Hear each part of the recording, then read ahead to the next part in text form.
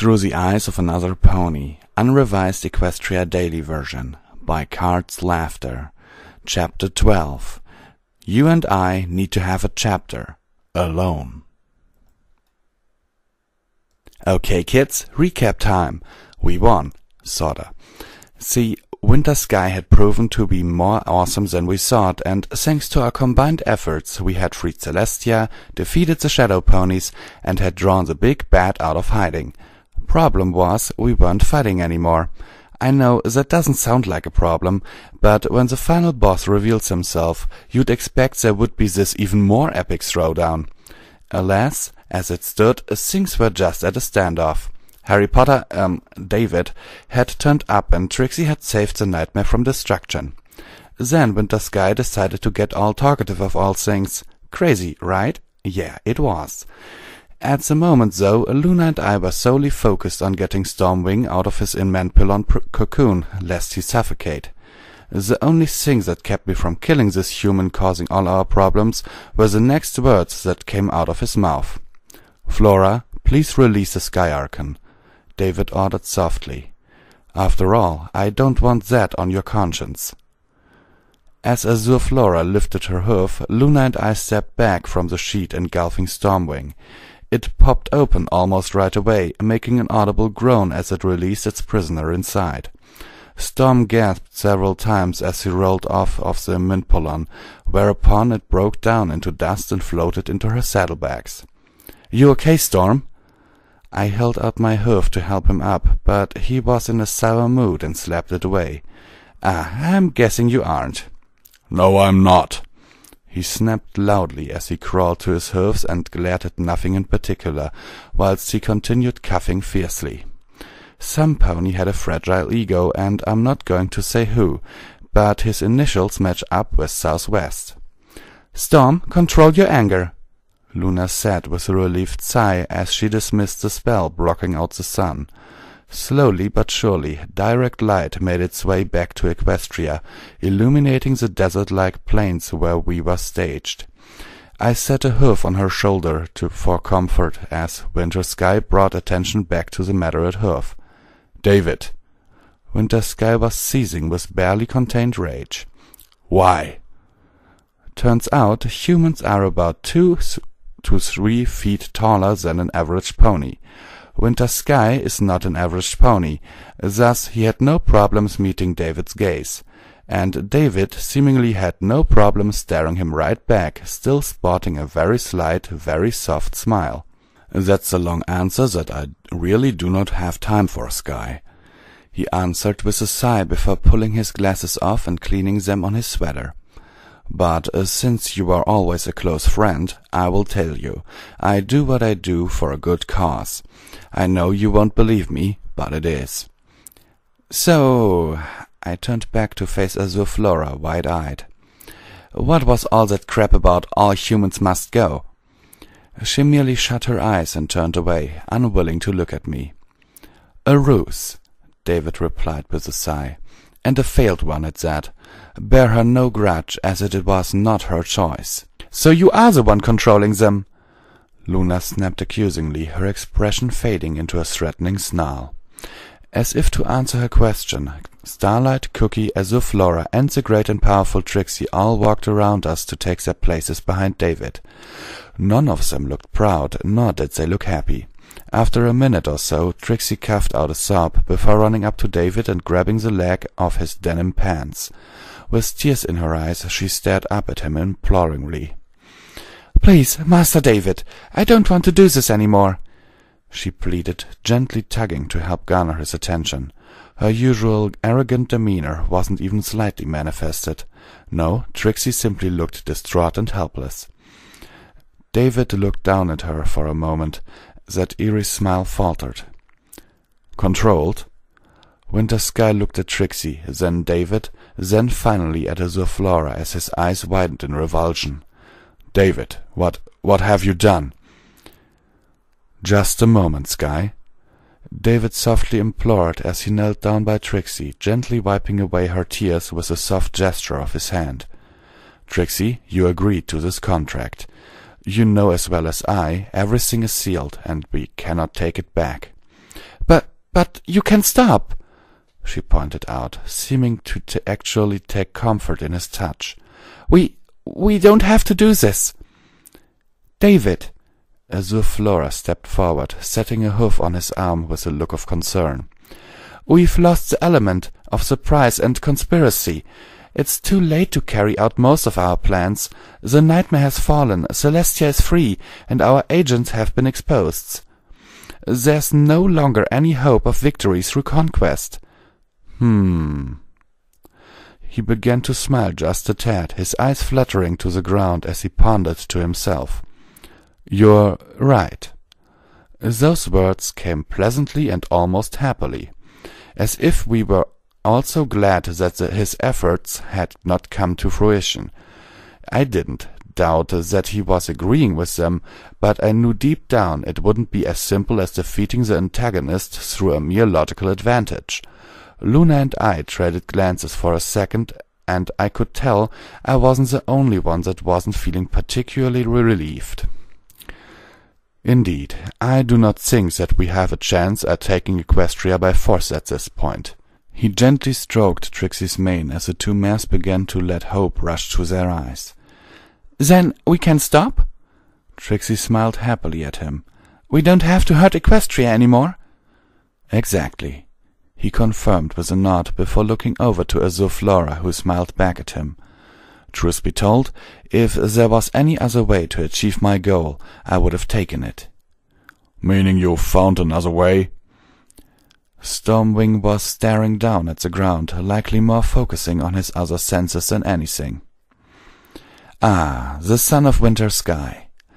David stood back up and walked over to the latest speaker, that ghost of a smile widening somewhat. "You look pretty good for 1,000 years old. I'd say your father had something to do with that, but I think you look a bit more like your mother." Stormwing didn't like David being so close, I could tell. When he crouched down to get a closer look at him, Storm backed away a step, baring his teeth somewhat. David chuckled a bit, amused by the ferocity of the small powerhouse pony, before looking back at Azure Flora. "What do you think, Azure?" he called back to her with a shrug. "I think your son looks just like you." "Son?" Azure Flora gasped, quickly making the connection. "Storm? Stormwing?" She rushed over almost immediately, nearly knocking Pinkie Pie and Applejack out of the way as she beelined for him. I had totally forgotten that she didn't know Storm was her son. You are alive!" Her voice was shrill with delight.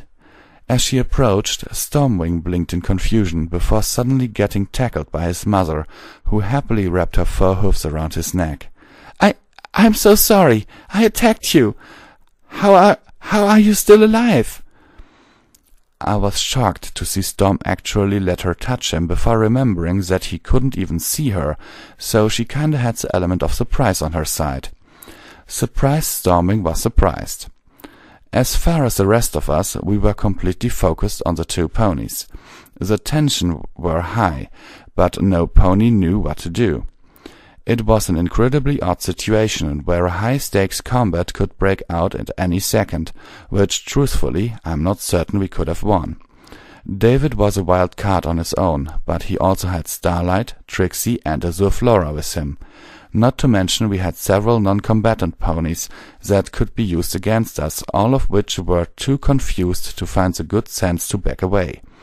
Luna wandered my way, attracting David's attention for a moment before looking back at Stormwing and Azure Flora. "Please forgive me. I couldn't care for you. Understand that I did the only thing I could do."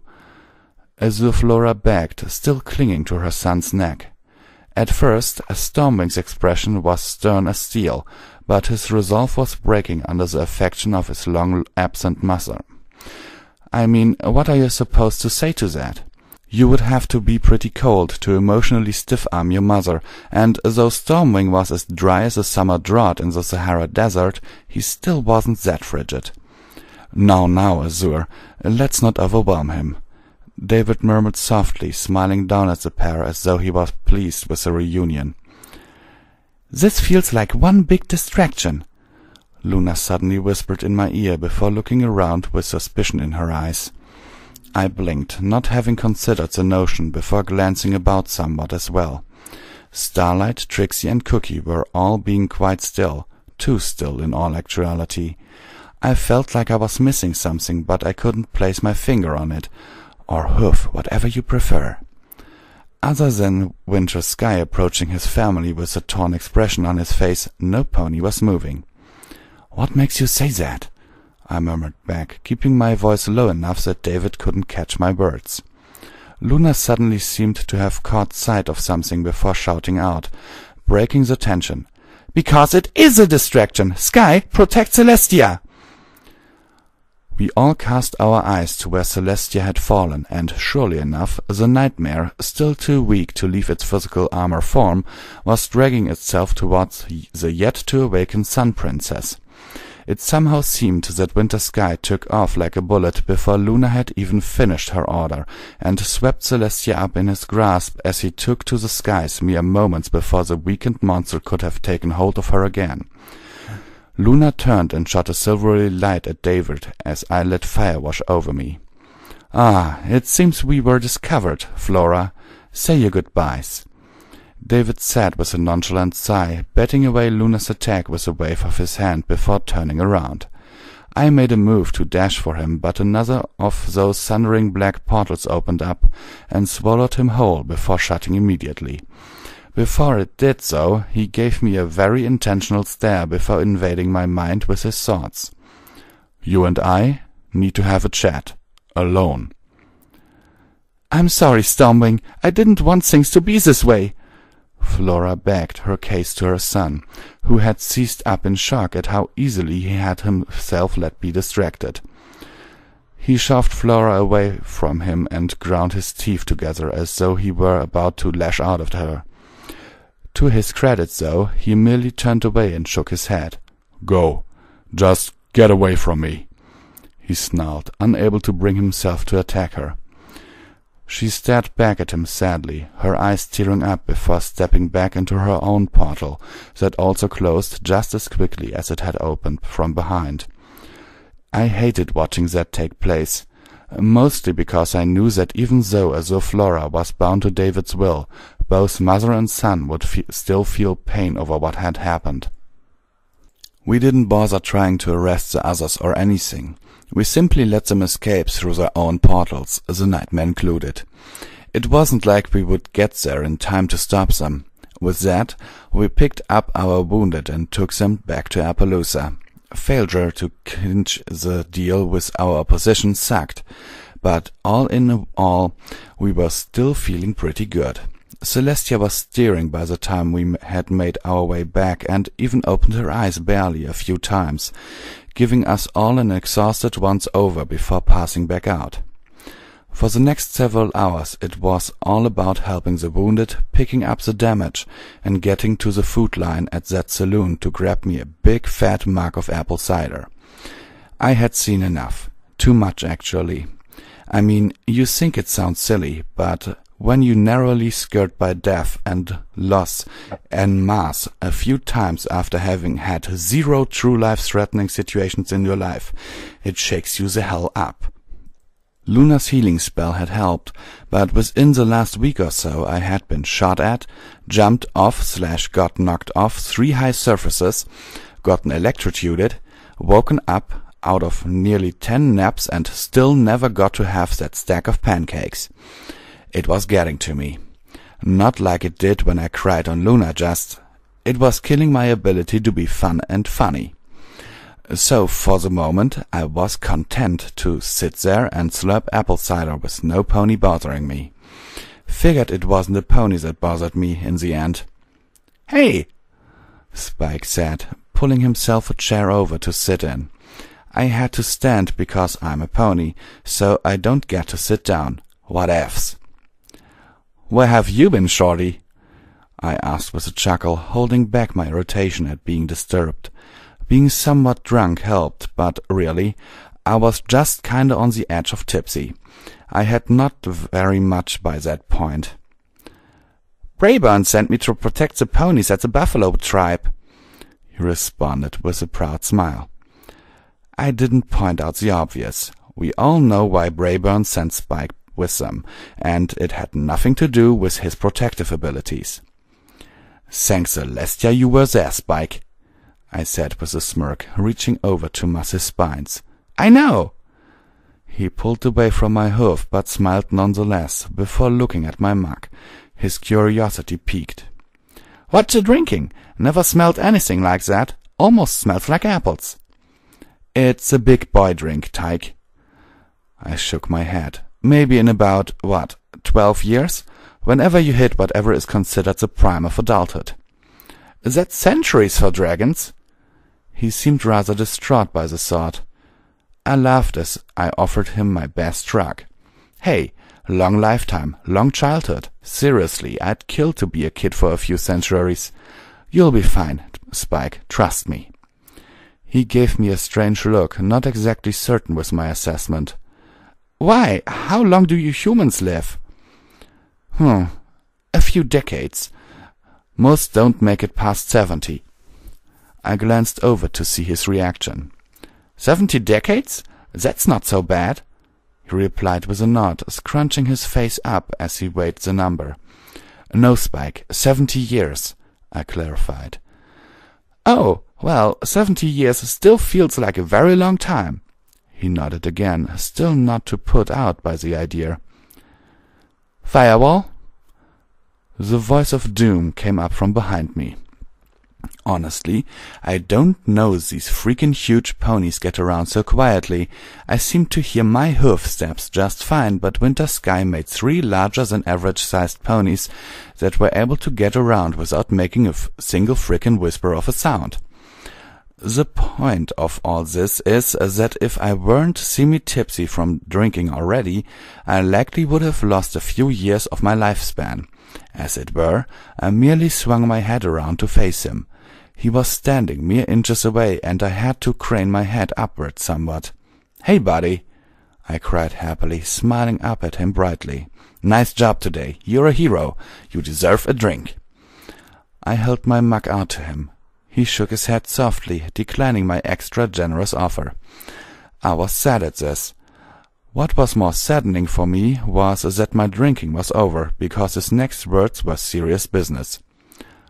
"You and I need to have a chat," he said firmly, peering right into my soul. "Alone." Crap, this couldn't be a while. I said to no one but myself before turning back to Spike. "Hey, do me a favor?" He raised a questioning eyebrow as he responded. Depends." "Good answer," I complimented him. That is always the correct answer when anybody uses those 4 stupid words together. Do me a favor, I'll favor your face. Yes, I'm entirely aware that I said them. You must think I'm crazy or something. "Remember that campfire I was chilling at last night? Could you get it going again?" I pleaded, before finishing off my cider. "That was delicious, and now is coward-killing time." Sure," he replied with a shrug. "Sounds easy enough." With that taken care of, Winter Sky and I slipped out of the building, with our heads held high and our vision only marginally blurred. It was getting pretty late in the day by this point, and thus the sun was starting to fall, which figured. As soon as I get used to daylight again, it's time for some more night. Blah. "Well, we're alone now, so what's up?" I looked up at him as he kept walking past me for a few moments, eventually slowing to a stop. "What are your motives with Luna?" he asked quite bluntly, staring out into the dimming horizon. "Whoa, personal question." I began to chuckle. "Can't you just ask me what my cup size is or something? I could handle that." "Be serious, or I'll make it serious." He swung his head my way, his scowl quite unfriendly. "Feel free to make it serious, bucko. You're pushing into the lands of MYOB right now," I said as I smirked at him, inwardly annoyed. "You can hit me if it makes you feel better. In fact, why don't we go outside and settle this like men?" "We are outside?" I think he thought I was crazy. He's probably right. I mean, if we both had to cast a vote, it probably wouldn't be a split decision. Then why don't we go inside and settle this like women? I love brain donors. Stop. Just stop, he said, shaking his head. Seriously, I'm concerned. Did you forget the fact that Luna is older than you and is capable of taking care of herself? I chuckled. I mean, I know you've got this whole I'm the shield of Equestria thing going on, which kinda annoys me because I kinda wanted to take up the job, but I guess you can have it. Anyway, I'm rambling. You want to protect stuff. Cool. I'm great with that, but you've got to learn that some things don't need protecting, and Luna's romantic life is one of them. Hell, I'm more scared than you are, to be honest. Arg, rambling again, sorry. Look, this isn't something you can make yourself privy to. You can be the super pony if you like, but you can't be Big Brother. I wouldn't make it my business, as I felt a broken heart was the worst thing that could happen here. He stepped closer, looking down at me with those fearsome eyes.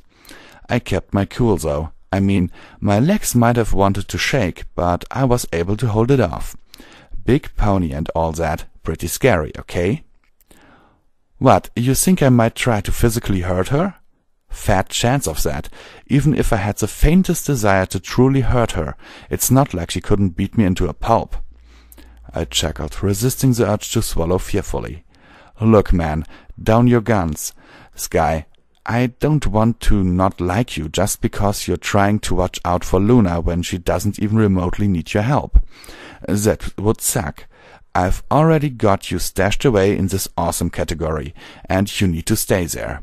I mean, you got Celestia's back even. I would kiss you, Brony. You do, and I will most definitely hit you. He leaned away from me a tad. You know, a Stormwing is just like you. I laughed, nodding happily. Stop trying to change the subject. His scowl turned into a glare. You are a human, and what is putting me off about you is that David was just like you when he first came to Equestria. That killed my chi. You couldn't have deflated me more with Luposictum or a vacuum and 2 vampires. Not the sparkling kind, please. I'll take the violent murderous Nosferatu for $400, Alex. He... really? I gave him a somewhat skeptical look. Just like me? He was funny, he was loved by every pony, he was very intelligent, and he was incredibly flippant about authority. And every time he got serious, it was because some pony somewhere got hurt. He nodded solemnly. He was confident, he was good-natured, he had a sense of justice about him, and he was strong-willed. I've spoken to many ponies about you. Princess Luna, Twilight Sparkle, my son, Lieutenant Silverheart, and several others during what little time I've been here. Every time you are mentioned, I could simply substitute David in place of Firewall, and it would sound just like him. What is your real name, Firewall? It's not David, if that's what you're getting at. I stepped back, shaking my head and cutting him a sideward glance. Humans can be similar, very similar. In fact, he could be a brony himself. We're kinda like-minded like that. From 1,000 years ago? Surely not. He scoffed, not exactly buying the excuse. Hell, I wasn't buying it either. Dude, now you're making an assumption, a big one. I magicked a cigarette out and lit it up, preparing to go into this for a while.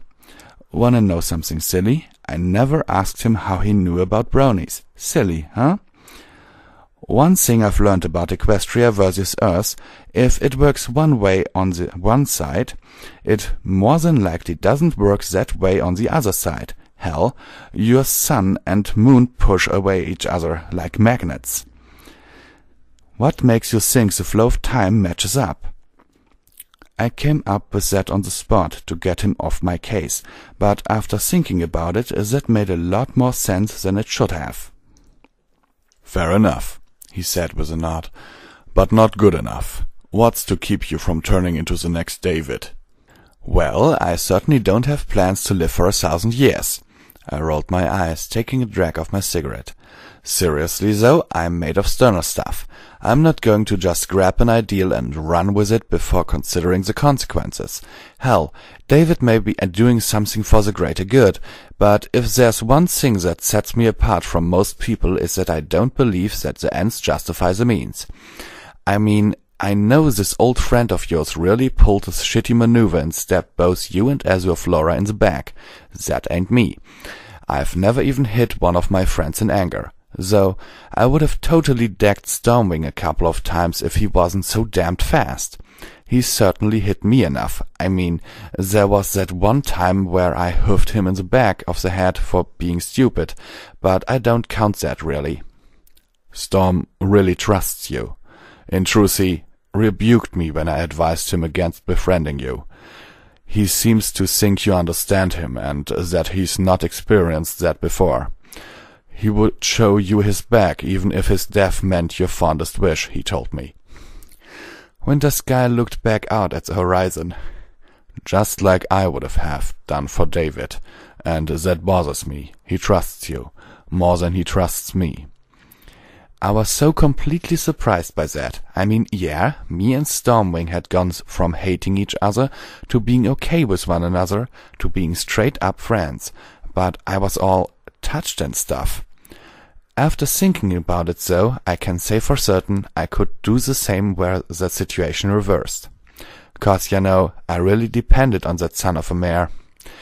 It felt good to know that I had some really clear-cut friends here. Well, duh, he doesn't know you. Yeah, you're daddy and all that, but really, Chief, you haven't been there for him. And that's totally not your fault, don't get me wrong. I waved the hoof disarmingly. I know you love your son and that this is convoluted and confusing for every pony involved.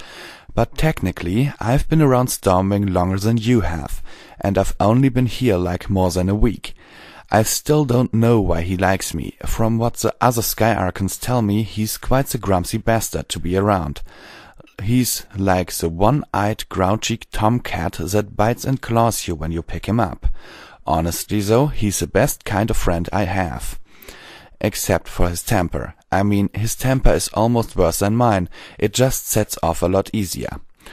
Anyway, just give him some time and before you know, you'll be teaching him how to play baseball, watching professional wrestling, crushing beer cans on your head together.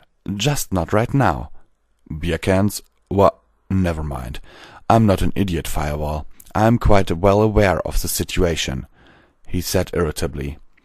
There's no reason he should trust me so quickly, even though that doesn't change the fact that it still hurts, I offered.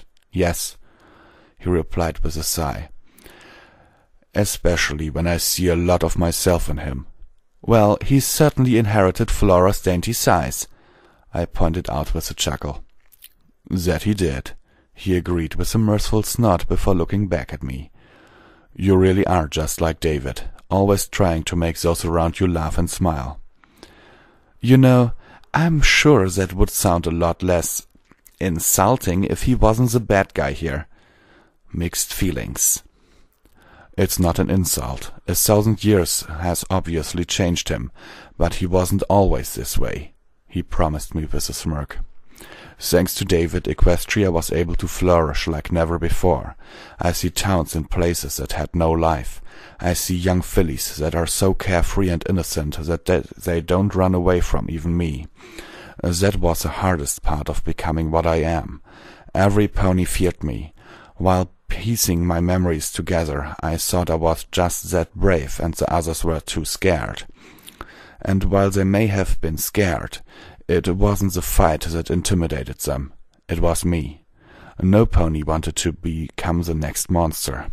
Yet today, a little white unicorn filly with a pink and purple mane. Sweetie Belle? I pursed my lips in a shrug-like fashion. I don't know her name. He shook his head. But she hugged me and told me that she was sorry about what happened and that it will all be all right. That it would all turn out okay eventually. And that is what baffles you. I arched an eyebrow. Children used to run and scream when they saw me, he said dourly. After what I saw today, I can see why. You trashed Nightmare Soul like a champ. You made it look easy." I laughed with a soft punch to his shoulder. "Trust me, buddy, you're scary, but I'd rather you be fearsome than worthless. Listen, no pony's life is perfect.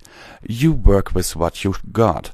Sure, you could be as small as and harmless looking as your blind son, but really, you are you. Be happy with what you got, you know. I'd rather be powerful and determined than meek and silly. Not that there's anything wrong with that either, but I make do with what I got, and so can you. Play with the cards you're given and stop lamenting on not having the cards you wanted." He crooked his eyebrow and looked at me with a somewhat taken-back attitude. "Are you always this philosophical?" "Yeah. Here, let me try another." I gave him a bright smile before stroking my non-existent beard. "Life is tragedy for ponies that feel, and comedy for ponies that think." Well, David wasn't much for philosophy, at least. He turned back to look at the setting sun. "Firewall, my gut tells me I can trust you, but my experiences tell me that I shouldn't. What would you do were you in my place?"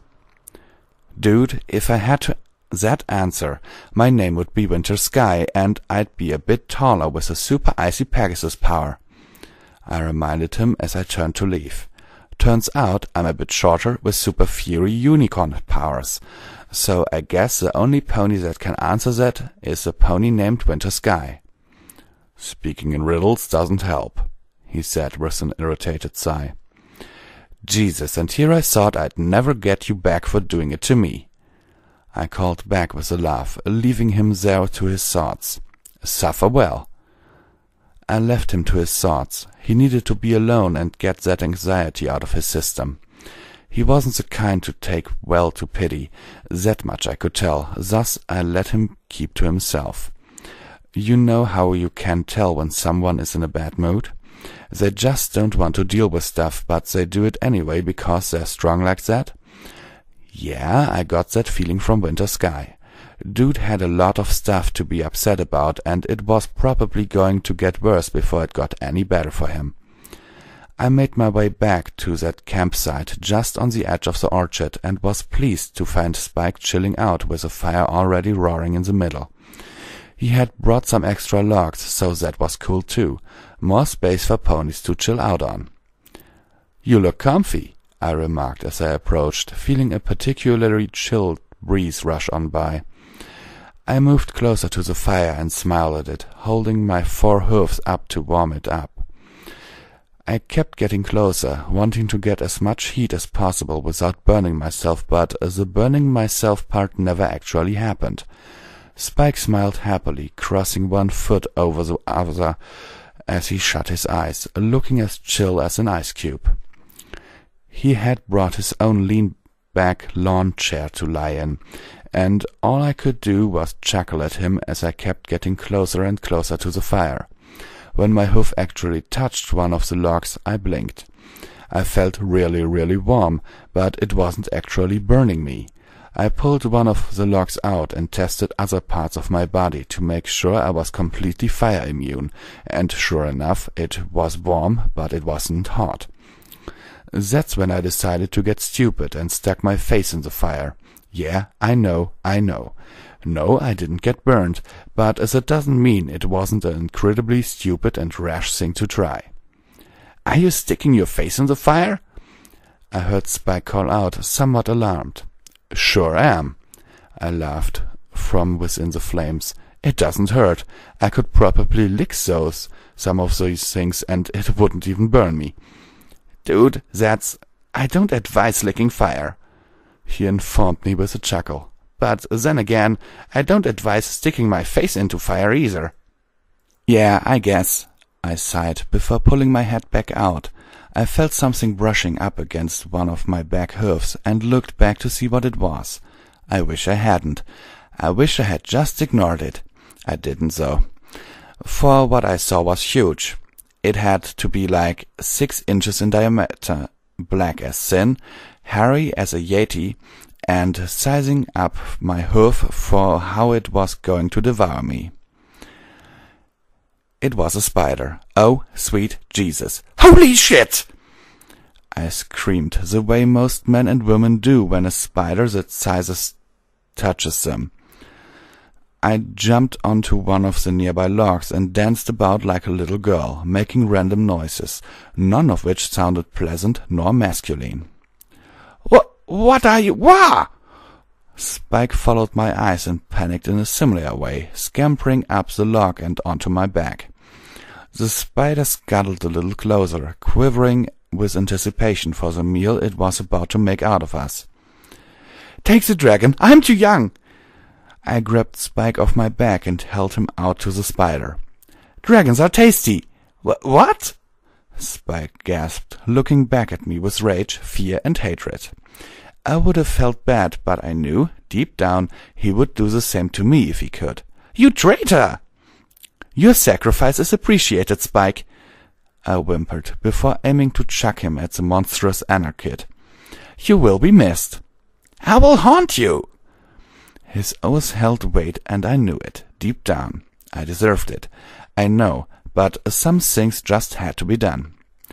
Is everything all right?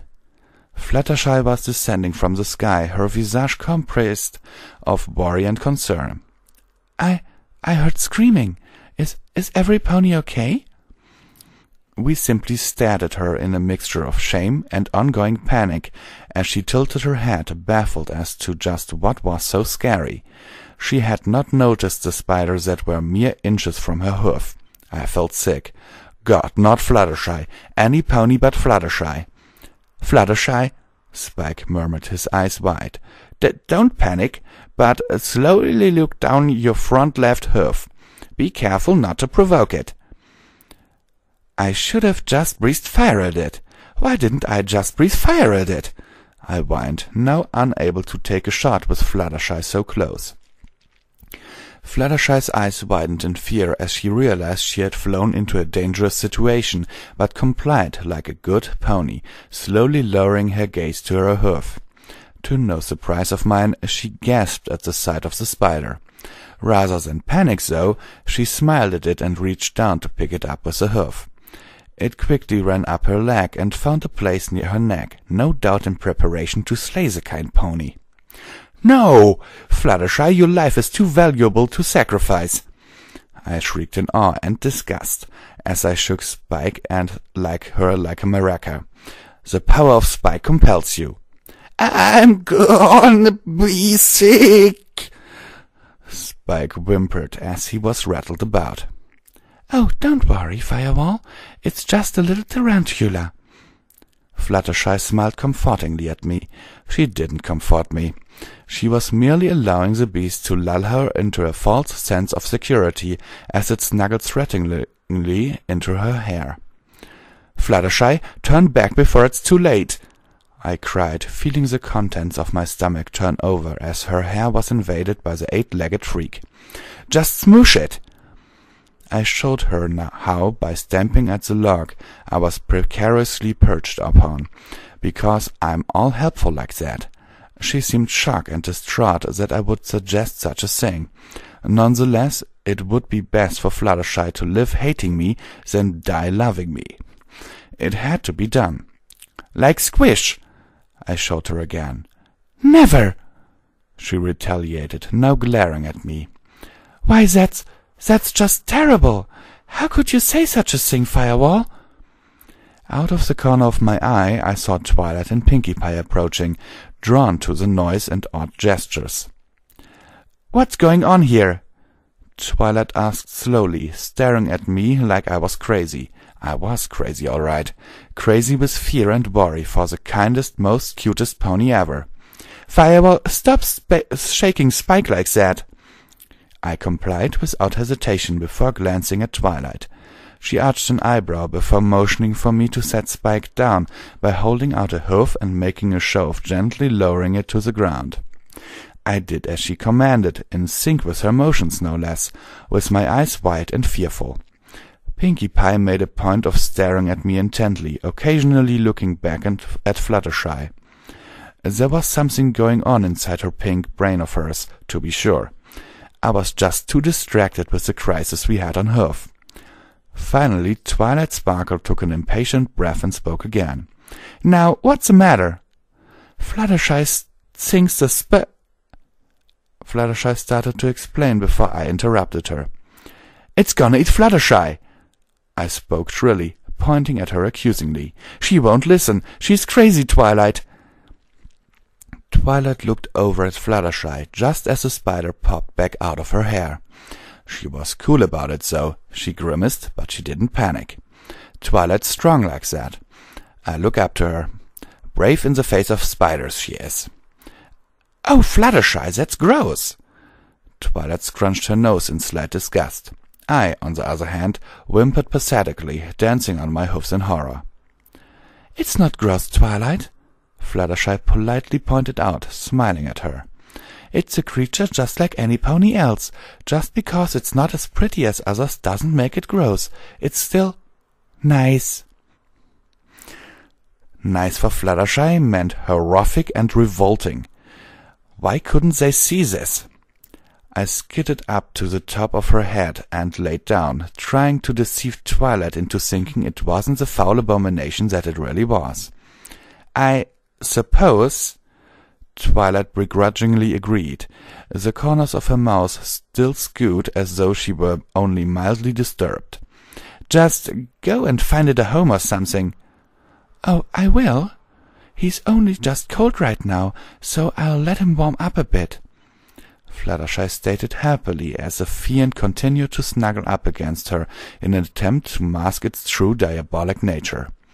"That's why he's shivering so much, you see." "That's crazy talk," I protested helplessly. "Yeah, you'd be the expert on that." Twilight rolled her eyes as she turned to leave. "Try and behave, Firewall, and keep the screaming to a minimum." Pinkie Pie suddenly got the nastiest sneer on her face that I had ever seen. I didn't know what it meant, but it couldn't have been good. I was downright murderous in its intent, though that much was for sure. "Can I hold him, Fluttershy?" Pinkie Pie gave an enthusiastic bounce as she approached the yellow pony. "Ugh!" Spike hid behind me again as a thought of more pony-spider contact sunk into his noggin. "Pinkie, no, not you too!" I felt so outnumbered. Why could they not see the satanic creation for what it actually was? Even Spike knew of its devilish designs. "You're worse about those things than Spike." Twilight gave a pitied laugh on my behalf, stopping to look back at us. "No creature deserves more than 4 legs," Spike protested angrily, waving a clawed fist to emphasis. Twilight was still unimpressed. "You two are just overreacting. Really, it's kinda sad." "You say that now, Twilight," I rebuked, her pity with an accusing hoof-pointing.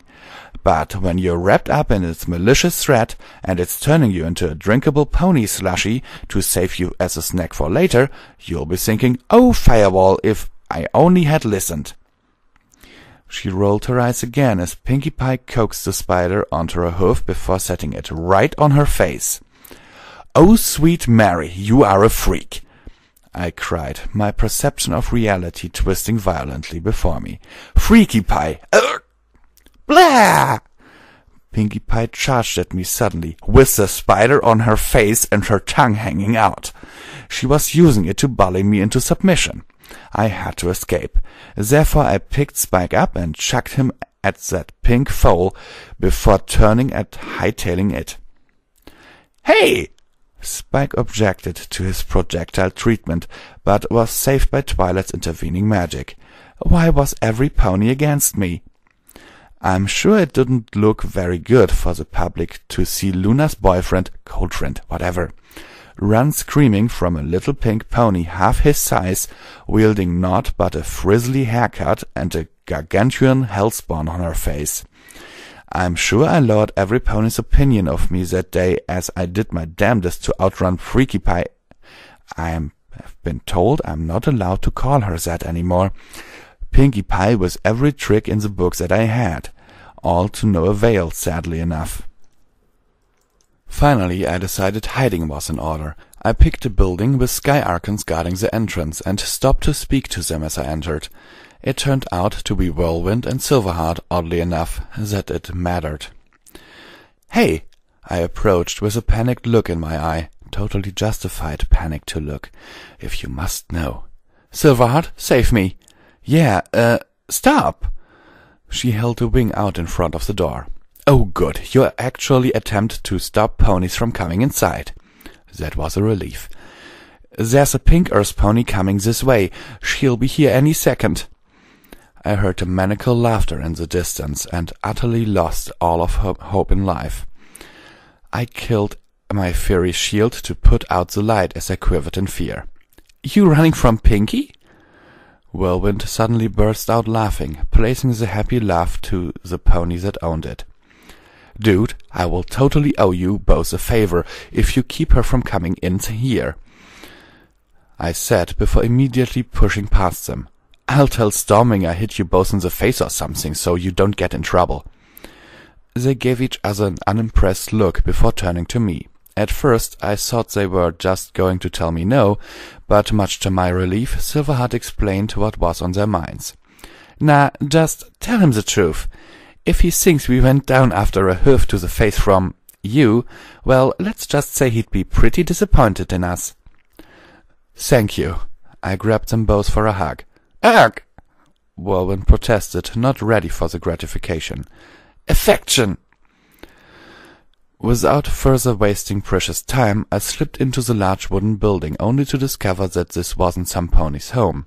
I mean, it was, but that wasn't what it was being used for. It was being used as a medical treatment facility, or so I could imagine from seeing both Nurse Redheart and Nurse Tendercare pinwheeling about. They had all sorts of medical toys and medicines that came in all states of matter lying about in an organized yet chaotic fashion. When Tendercare caught sight of me, she was quickly overcome with anxiety and fear, as though my mere presence was giving her OCD fits. "Oh dear!" She shook her head. "Oh dear, I'm sorry, but you can't be in here." "She needs to rest," Nurse Redheart promised me with a stern yet kind smile. "I won't— hey!" I was suddenly airborne and being catered away, sparkling with pretty pony magic. Nurse Tendercare had quite a horn, I could tell, seeing as she wasn't even straining with flying my heavy plot back the way it came. "Firewall?"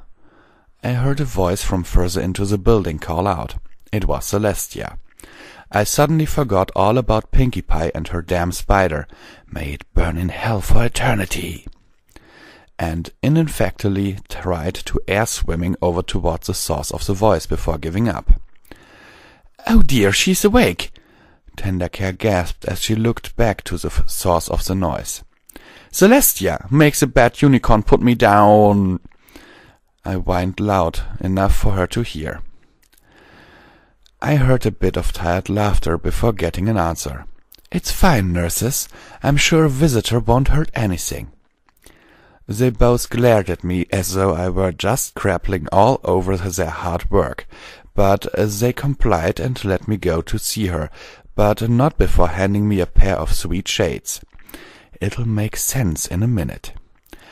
You'd think that'd be a IV drip with lots of bandages and scrapes and bruises, with a cast that had all her friends' and family's names scrawled on it. Not for Celestia, though. She gets the easy way out.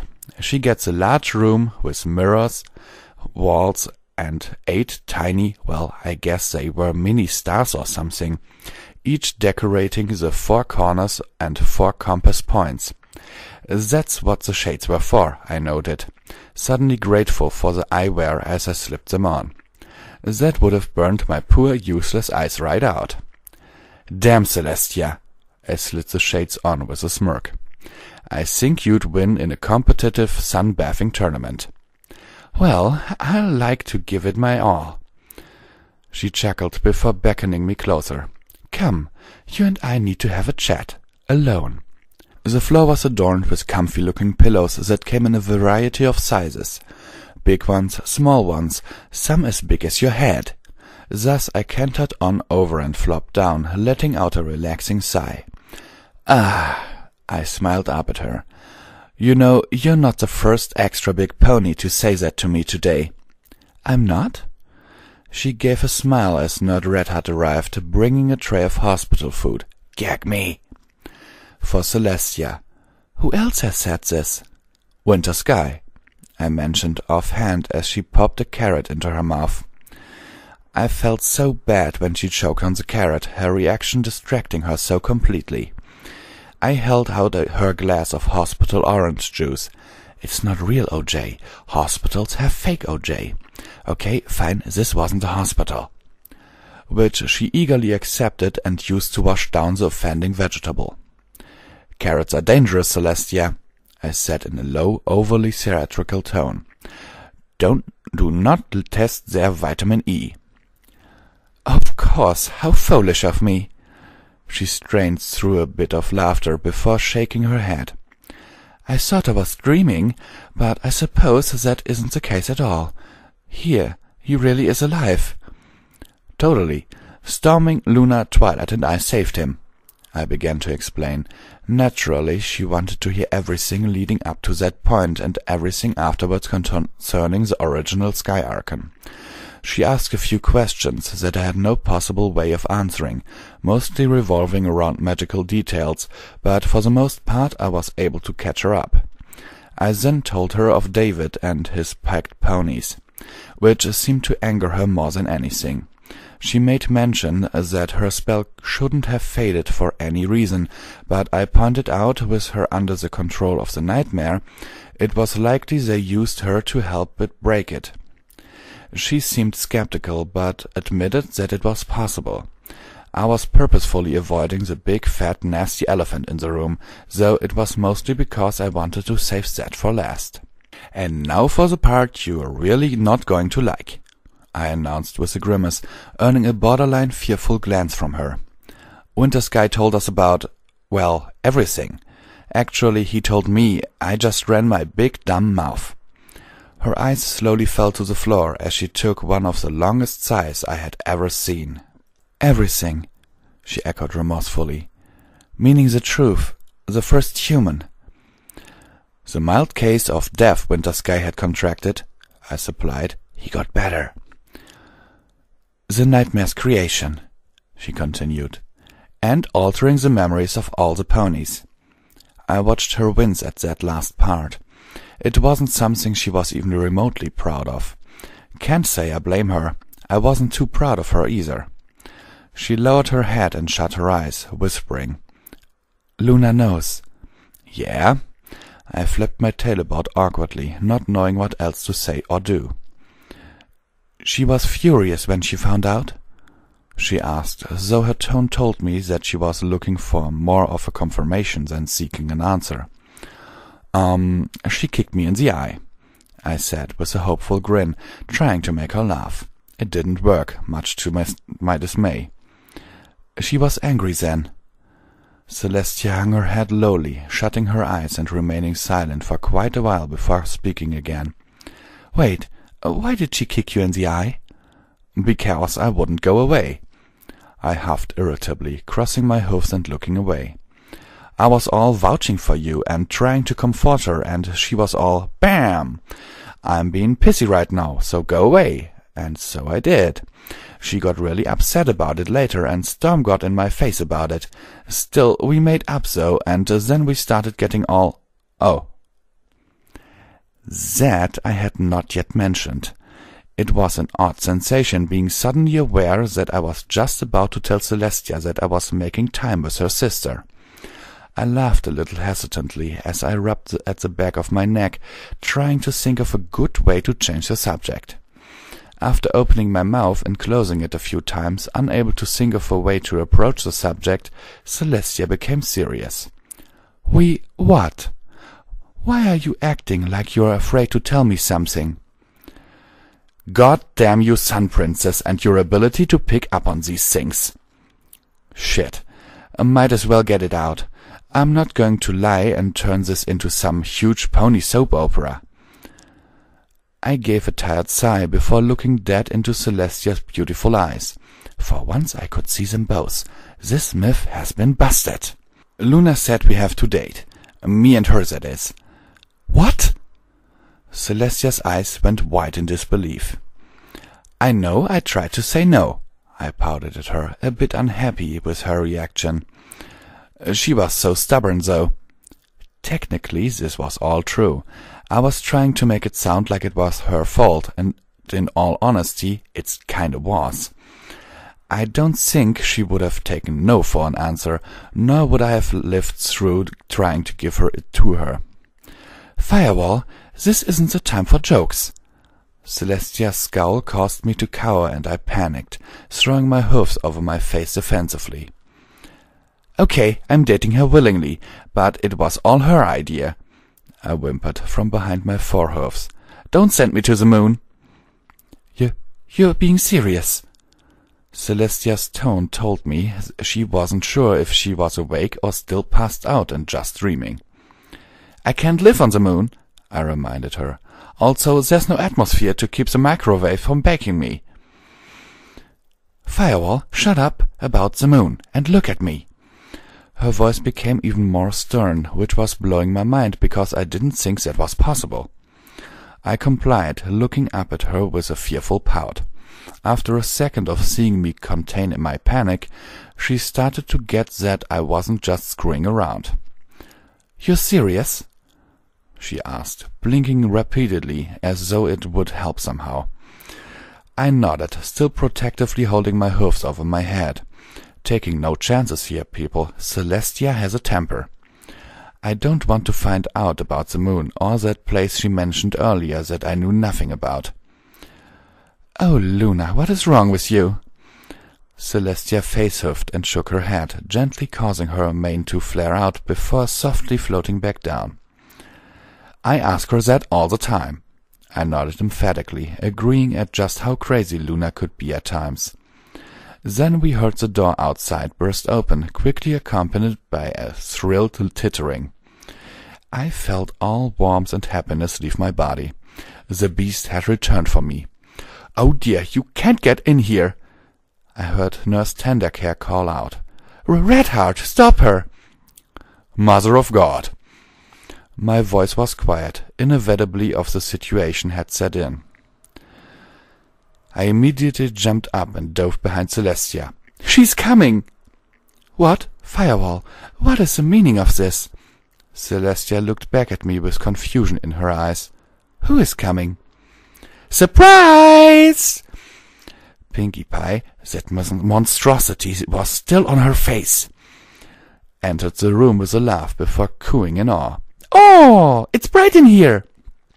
With that, both Pinkie Pie and the spider whipped sunglasses out of nowhere and donned them. Get away! I picked up a pillow and threw it at Pinkie Pie as hard as I could. To my amazement, my aim was true, and it smacked her right in the face, dazing both her and the spider. Hey! She cried out before letting a sinister smile creep its way onto her face. You never told me it was time for a pillow fight! The blood in my veins froze. I cowered behind Celestia and whimpered. That smile on Pinkie Pie's face was a little too happy, if you know what I mean. Protect me, Celestia! I snuggled up to her, hoping her sheer proximity would save me. You can't be in here! Silverheart dove into the room in an attempt to catch Pinkie Pie, only to miss her by inches when the pink freak began happily leaping my way. Send it to the moon, Tia! I shrieked before jumping up and dashing for the other side of the room. And from there things devolved into sheer chaos. I ran around the room. Pinkie Pie chased me with a pillow held in her mouth. Whirlwind and Silverheart chased her, ineffectively. The spider was nowhere to be seen, which scared the ever-living shit out of me. And Celestia just stared at us with a soft smile on her face. I think she was just happy to be back amongst her crazy little ponies, but I couldn't be sure. Was a little busy running my ass off all over the place, you see, being that there was a large spider at large. This carried on for a few minutes, and it didn't seem like anything was going to bring the madness to an end. Luckily, that wasn't the case. Unlucky, Stormwing was the one to end it. Loudly. Everyone get out of here now! I kid you not. He had to be going out of his way to one-up Winter Sky's yell from before. Silverheart and Whirlwind wasted no time doing exactly as they were ordered. Pinkie Pie blinked a few times before getting a frustrated scowl on her face and cutely stumping her way right out. Me, I was still afraid to walk over the pillow because the spider might jump out at me. "Stormwing, there's no need to yell." Celestia looked perturbed, cutting him a disappointed glance. "Firewall!" He didn't respond directly to her, but he did lower his voice considerably. "Out!" I was slowly making my way for the door, but I was going the long way that avoided any crevices that could possibly be hiding a giant spider. You may all think I'm a pansy, but I totally fought off a Sky Archon, so that excludes me from that category. I just have this psychological aversion to anarchists that I can't seem to fight off thanks to a childhood game of Sim and. Okay, I stammered as I tentatively and slowly made my way out. Apparently I wasn't going quick enough since I got a tiny bolt to my cutie mark. I yelped, more shocked, no pun intended, than hurt. I remember asking myself what happened that whole friendship deal we had going on. "Stormwing!" Celestia's voice raised about 6 decibels in volume, and took on the most angry mom-like tone one could imagine. This caused Stormwing to not only pale a tad, but he also crouched and let his ear fall flat on his head. Hell, even I froze up, not wanting to catch flack by proxy. "Come here, now!" Her volume went back to her usually soft-speaking levels, however her tone only became more fierce. Head hung low, Stormwing slowly made his way in front of her before sitting down. Not kneeling, not bowing. No, he wasn't Captain Stormwing right now. Right now he was her disobedient son. "Stormwing, I cannot reasonably express how disappointed I am with you. What precisely told you it was acceptable to harm your friend?" Celestia asked, staring down at him with every intention of playing the mom card on him. I'm sorry, Princess. I lost my temper," he timidly admitted, head still hung low. "One does not lose control of their temper without losing control of their pride, Stormwing. This is a lesson I've constantly had to remind you of, and I'm tired of having to do so," she snapped, her eyes narrowing considerably before she sighed and shook her head in retrospect. "Both of you can leave. Stormwing, I expect you to explain yourself and earnestly apologize to Firewall. Do I make myself clear?" Storm's visage hardened considerably as I finally made my way towards the exit. He eventually nodded and stood up to leave. I walked with him out of the building, chuckling softly as we exited past the 2 Sky Archons guarding the entrance. "Sorry about the trouble, Storm," I chuckled, figuring I'd make it easier on him by taking the first step in apologies. He completely ignored me, though, and quickly rounded on poor Silverheart and Whirlwind. "Exactly what part of 'do not let any pony through' do you two not understand?" He spat, his head jerking back and forth between them. They were stoic and kept a 1,000-yard stare going on. "War! Let him be, Storm. It was my fault." I moved to step in between him and the Pegasi. "Firewall, I do not need another reason to kick your flank right now," he snarled, shoving his face mere inches from mine. "Get out of the way and let me address my subordinates." I lost all my happy thoughts and glared at him. It had felt like the cold night air had considerably chilled, even more so. "I got a better idea," I sat down, letting him know I wasn't going anywhere. I owed them one, and I'd do my damnedest to pay my debts back. How about, no, you're emotionally screwed up right now, and the last thing you need to do is take it out on some pony that can't do anything to defend themselves. What? His temper was seriously starting to flare. I'd not seen him so upset before, and it only made my case against him stronger. He began to visibly shake, picking up his hoof slowly before putting it back to the ground. "You need to leave, Firewall, right now." His voice was very soft, almost pleading. "Oh, what? You're going to lose your temper again? Didn't you just get your chops busted for that?" I went to press a button, but apparently it was a wrong one. Storm took an honest-to-God swing at me, aiming to seriously deck me one. He never got the chance to connect though, having been blown away by what felt like the angriest air conditioner ever. The real culprit, however, was Winter Sky, and not an irritated household appliance. Apparently, that cold rush of air from before was actually him. That's gotta suck. Everyone knows when you're close by simply because the temperature drops 10 degrees when you're about. Oh, what's that? Continue with the story? Oh, fine. Whirlwind and Silverheart looked rather shaken, as though they knew things were about to get ugly, and weren't exactly sure what their part would be in it. I decided to exclude them from the equation. Silverheart, Whirlwind, I think you guys need to leave. I nodded my head behind me, giving them the out that they were desperate for. "Stay where you are," Stormwing snapped as he got back to his feet. "Lieutenant Silverheart and Whirlwind." Silverheart stepped up beside me and glanced their way. "Take your leave. You should not be involved in this. I need to have a word with my son." They looked rather torn for a second, glancing back and forth between each other, Winter Sky and Stormwing. They finally settled on good sense and took flight, leaving the three of us. Once they were gone, Winter Sky turned back to Stormwing. "What is so wrong that you feel the need to abuse your friend and ally, Stormwing?" Winter Sky asked coldly, his glare intense. "I already got this once from Princess Celestia. I don't need more from you."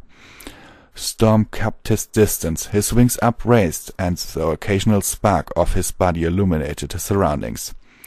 "Apparently you do, because it didn't seem to change anything." His voice, while somewhat raised in volume, was rather calm. "You told me mere hours ago that this was your closest friend, and that you would trust your back to him no matter the situation. Yet here you are, lashing out at him." "I don't need to answer to you," he replied, stomping a hoof that sent a gut of lightning about him. "I don't care what the past says. You're not my father." I grimaced a tad, a little shaken from such direct and hard rebuttal.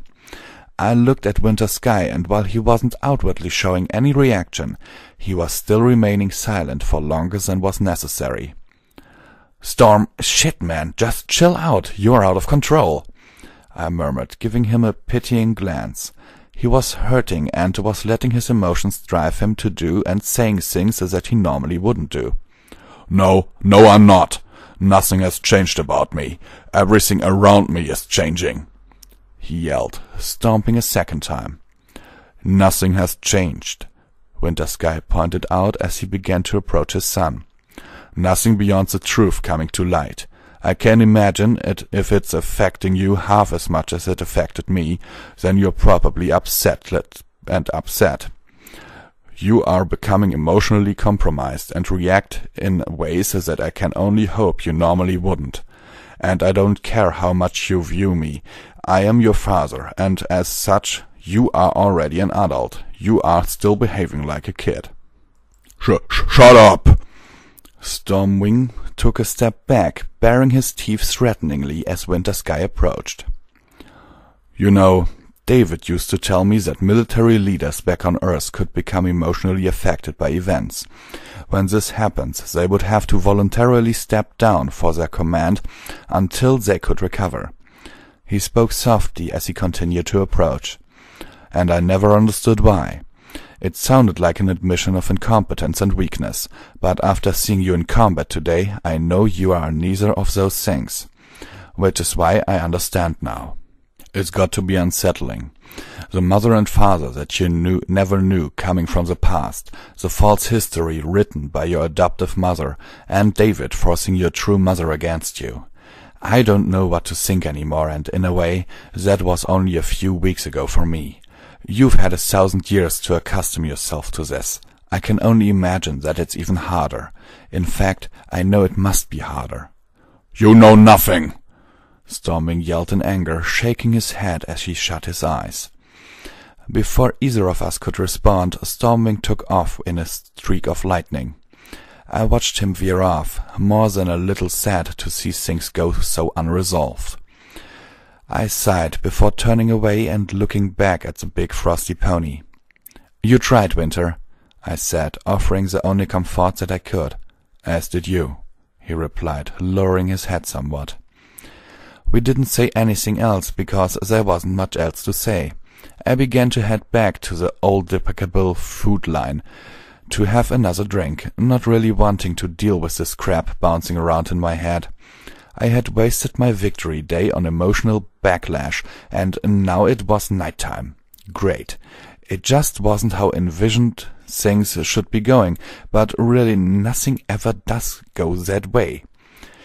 A wise man once said, "If you want to hear God laugh, tell him your plans." Well, that statement is a whole lot more true than I would like it for be. I didn't get far before getting stopped again, but for once I wasn't unhappy about the interruption, since it came from Luna. She floated down from the roof of a nearby building, landing beside me and giving me a concerned stare. She didn't say anything, but it was obvious that we both had something on both our minds, and we both knew it, and we both knew that we both knew it, and... right. I decided to hug her, feeling considerably uplifted when she returned the gesture. While her actions were kind and caring, the words she spoke next were blunt and straightforward. "You and I need to have a chat, alone." She stared at me impassively as we broke apart. I scoffed, pushing my mane back with a hoof before replying. "Do you know how many times I've heard that today? No, seriously, guess." She smirked before taunting me with a wing shrug. "I don't know. 3? "Wrong. You make 4. David, Winter Sky, Celestia, and now you." I counted off with a sad chuckle. "Well, you earned this one." She turned and led me back towards the town hall. With night and day restored, almost every pony was indoors, getting ready for bed. That was actually fortuitous, seeing as how we never really stopped talking on the way here. "Uh-huh," I deflated a tad. Aftermath sucks, in my opinion. It's not at all relaxing. "What was that with Stormwing?" She glanced my way with a frown. "You saw that?" I met her gaze, not entirely cool with the eavesdropping, but meh, I've had worse. "I could tell Celestia was awake, and I was going to speak to her. But when I arrived, I saw you two walking out and in seriously bad moods, so I decided to watch from afar. Why did you feel the need to antagonize Stormwing?" She nodded, still looking up at me. I would have shrugged if I wasn't actually walking, but I don't get awesome wings that allow me to do that. Dude's got problems. I mean, did you not see how he brushed off Winter Sky? "Well, Sky needs some brushing off," she remarked, facing front again. "This entire situation has really gotten to him. He's not the same pony he used to be." "Yeah, maybe." I mulled that around with a sigh. "Still, Storm's out of control, and that's family he's harshing on. Sure, Sky may be abrasive, but he's had a bad millennium." "Firewall, I think I set the bar for bad millennium." Luna totally spiked my argument into the ground. "Why can't I win some?" "He's just being impulsive and angsty. He can get over being out of the game for a while." "I don't know. If I had to spend a week or two just watching everything I love slowly slipping into the hole, I'd be in a bad mood too. I mean, David's got control of his wife, and that makes it worse. She did it for him." "I don't care." Luna looked back at me with a look of incredulity. "At least she has a modicum of free will. My sister and I didn't even get that." "Look, I'm not trying to say it wasn't horrible what happened to you and Tia. I'm not," I pointed out, reminding her that I was still on her side. That shit wasn't cool, and I have every intention of seeing David and his monster pay for it, either by my hand or somebody else's." She blinked, nodding before replying. "There's a but in there." "But?" I confirmed. "Some people take things harder than others. You guys have each other and all the ponies in Equestria that love you and adore you. You have me, Twilight, Rarity, Fluttershy, Dash, AJ, Pinkie Pie, and the list just goes on. Sky, he just had Flora, and now he doesn't even have that. From what I've been told, every pony thought that Sky was a pony that let himself be turned into a monster. I don't care what paradise you came from. That sort of treatment is going to change you." "Okay, fine, I'll give you that." She nodded after a moment. "Sky's had it rough. What's your point?" He tried to comfort and help out the only other pony that might possibly give a damn about him, and he got his heart kicked into the dirt for trying. I answered with a grimace before recalling Stormwing's words. "I mean, you saw it, right? You are not my father. That's gonna suck." "I agree. It was very cruel," Luna said with a sigh before stepping a little closer to me as we walked, the cold night air hitting us with another gust. "But have you stopped to consider how Stormwing might feel?" "Stormwing is literally older than his father." I shook my head, not buying that in the least. "He should be mature enough to deal with an awkward situation." Luna blinked, taken aback somewhat by my words. "Wow, you really do know absolutely nothing about him after all." "I know he's blind in more ways than one, that's for sure," I commented as we finally made it to the town hall. It was already closed for the night, but Luna has handy-dandy unlocking spells that care nothing for the operating hours of any government facility. "Did you know that you're the first friend he's had in several centuries?" she said as we walked in, shutting the door behind me. "K? She made her way over to a bench and stretching out onto it with a cute yawn. I gave her a confused stare. "How would you know that?" "Firewall." She leveled a bored stare my way that made me feel a tad silly. "He's my nephew by proxy, pretty much." "This is one screwy family tree." I rubbed my forehead with a hoof. "Elaborate, then." "Celestia raised him," she responded, confirming what I already knew. "When I returned to Canterlot, she happily told me about him, about how he used to swing sticks around pretending he was one of Celestia's guard, how he would get in fights with schoolyard bullies that picked on other ponies, how he went to learn from the zebras how to see without eyes." "Okay." I cantered over to her, sitting in front of the bench and tilting my head as I looked at her. "I know you're leading me up to something." "How he grew into a fine gentle colt, growing up on the stories of his noble and glorious fathers," she continued. "How much he hated not being able to wear the same armor because of size difference. How he finally became a Sky Archon and regretted it when he began having to watch his friends grow old and pass on." Oh. I had never stopped to think about the repercussions of immortality. I just assumed that he was always a grouchy bastard. And we know what they say about assuming. "Yeah, oh is right."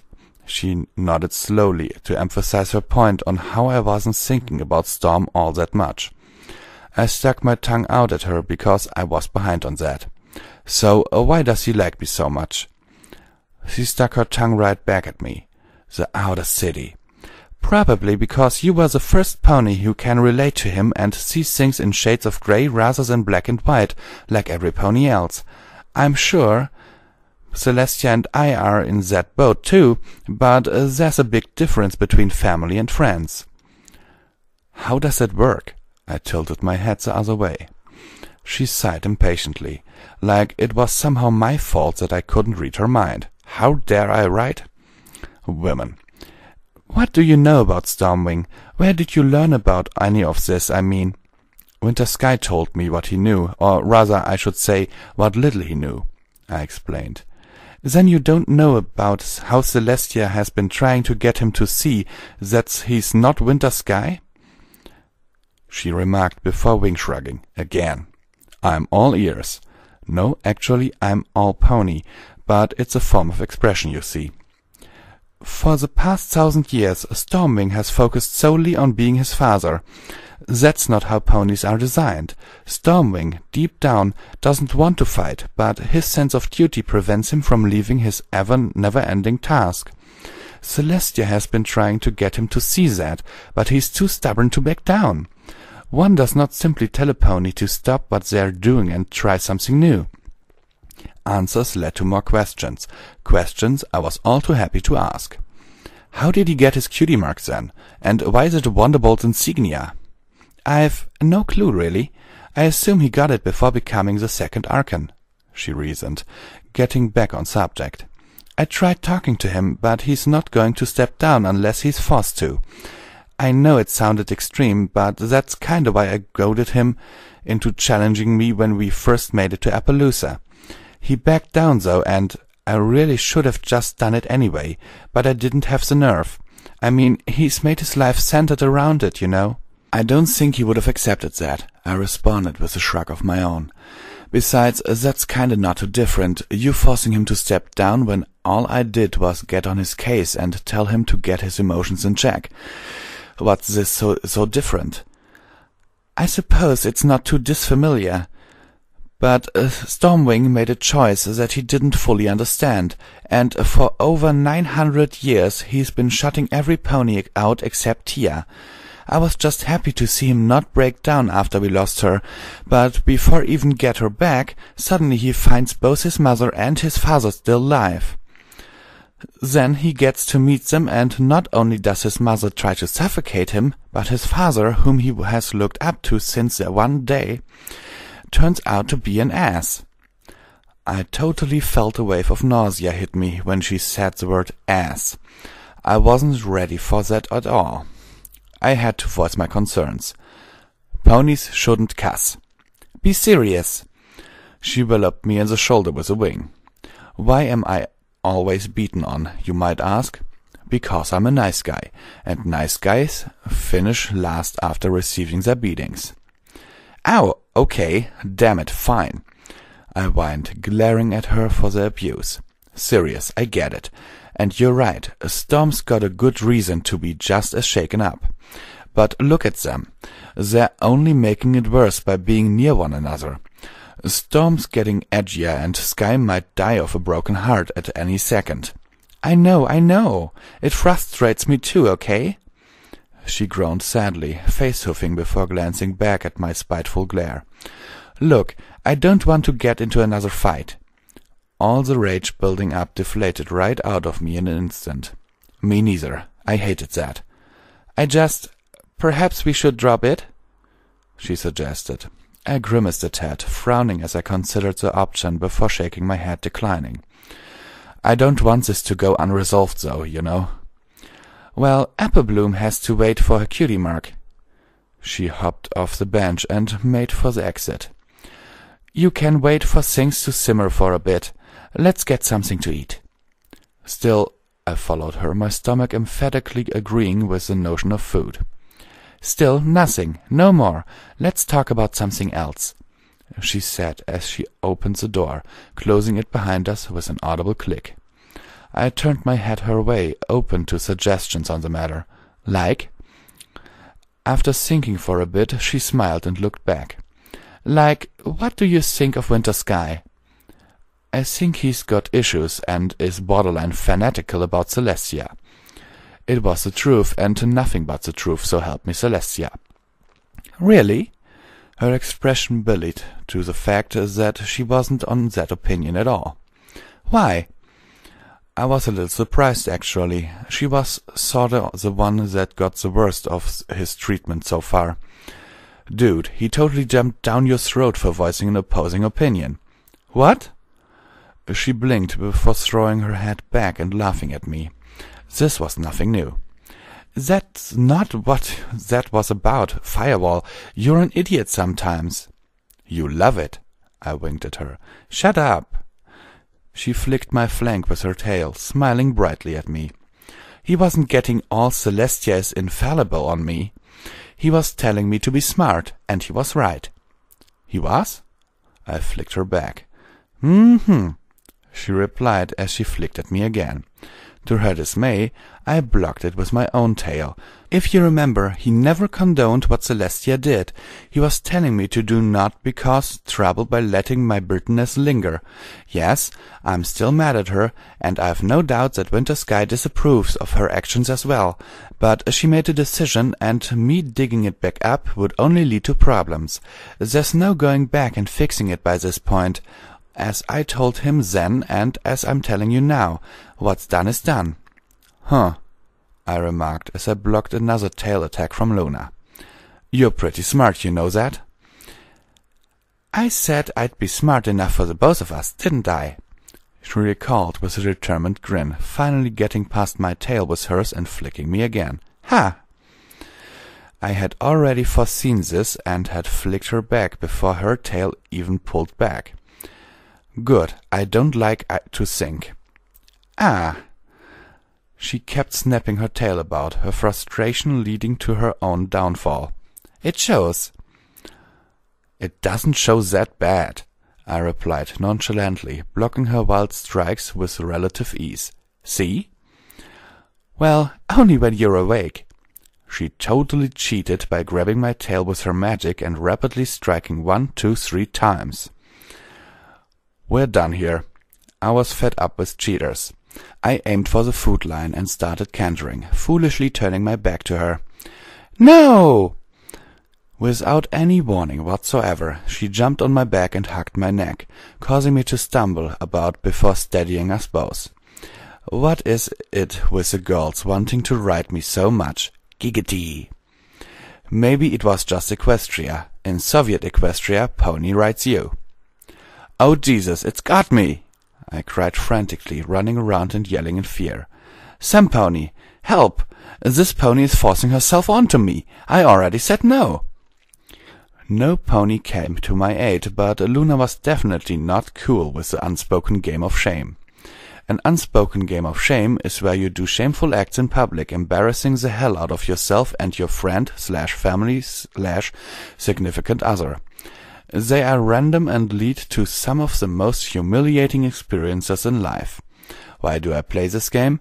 Because I always win. I couldn't care less what people think about me, thus it's always my opponent who ends up feeling like complete idiots. "That's not funny!" Her voice was quiet, yet demanding. Still, she didn't let go of me, thus I had no choice but to continue. "Now stop before you cause a scene!" That was the wrong thing to say. "I'm not comfortable being hoofed there." I cranked up the volume and made an even bigger show out of it all. "Some pony, quickly! She keeps telling me to just let it happen." "Firewall, you moron!" She started to sweat me in the back of the head, truly panicking now. "Help! I'm telling Celestia!" I theatrically whimpered. "That's my bathing suit area." Stop it!" She admitted defeat by jumping off my back. "Okay, I let you go. Now stop causing such a racket, you fool." I nearly doubled over laughing at her. I kid you not, I turned her pale face bright red as she kept swinging her head around to see if any pony had come out to investigate the noise. Unfortunately, none had, but I probably would have killed myself laughing if they had, so it was likely for the best. When her natural color returned, she began to glare at me with super hate. It was burning a hole in my skin. "Oh, what's this?" I slipped up to her with a smug Cheshire smile. "An effective counter to let you're trolling? Is it Christmas already?" It only made her glare at me even harder. I neglected to tell her that if she didn't stop, her face was going to get stuck that way. "You wipe that stupid grin off your face or I'll show you an uncomfortable hoofing." That's what she said. I began to giggle uncontrollably again. "You're a twit." She turned away and started walking, leaving me to my amusement. I wasn't done though. No, she trolled me one too many times past what was necessary for me to drop it at all. I caught up to her, still chuckling as I pointed out the irony of the situation. You do this crap to me all the time, especially the part where I'm fed up with it and you don't stop. So now—" I tackled her to the ground and started tickling her. I'm not going to describe how it works beyond, well, just think of how you might tickle a pony. It works just like that, most likely. "Firewall, get off me!" she cried, flailing as she was resisting the urge to laugh. I could see the signs, though. She was violently jerking from every poke, and her breath was starting to stagger. "Stop! Stop!" "Negative, Ghost Rider," I announced relentlessly, letting into her, pouncing on her every time she started to get away. "You stop!" She began to kick and shriek with her laughter now, truly losing the battle in the dirt. "Quit it!" "I bring you pain that you have never imagined," I roared mercilessly. Victory was mine. Mine! Stop! I'm gonna kill you!" Her threats were hollow, and we both knew it. Finally, she gave up, her admission of defeat a sweet, sweet sound. Okay, you win! I instantly let go of her, smiling like a moron, as she slowly got to her feet and gently rubbed her ribs with her wings. I swung my back and forth, happy to have harassed her into submission for once. It finally made sense why she did it so much. It felt great. "Jerk!" she spat irritably. I fell over laughing. Seriously, I was getting a cramp. I was laughing so hard. Why hadn't I done this sooner? I could suffer this pain all day long if it meant getting to do this to Luna all the time. I don't think it was even possible for that to get old. Maybe for her, but let's be honest, that wouldn't stop her were our situation reversed. She didn't think it was so funny. "You shut up!" "Oh, it hurts so good." I wiped at my eyes with a hoof as I ever so gently stood back up. "I remember this going the other way last time. Revenge is sweet." "Ugh, not my finest moment," she complained as she looked herself over. "I'm filthy." "I could have told you that." Insert big arrogant jerk smile right here, coming right off my face. Her glare was powerless to stop me. "I thought I told you to shut up." "I think I said something like that too."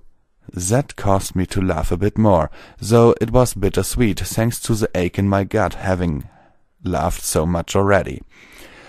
With that, she reached a wing up to wrap around the back of my neck and yank me down towards her. Without asking or even taking me out to dinner, she kissed me. I'm not sure why other girlfriends in the past never tried this tactic to get me to shut up, but it works amazingly well. I mean, my brain shut down in record time and was all like, "Glee!" "There, that shut you up." She huffed as though it were nothing, but there was this huge blush sprayed along her cheeks and nose. I smiled like a dreamy idiot and simply nuzzled at her, causing her to grin as she returned it with one of her own. "Daw." "Come on, Tia's starting to feel better. Let's go see her," she said out of nowhere, turning back towards the apple orchard. "How do you know that?" I blinked, trotting a bit to catch up. She smiled at me. "In your own words, it's magic. I ain't got to explain." I interrupted her before she could say it.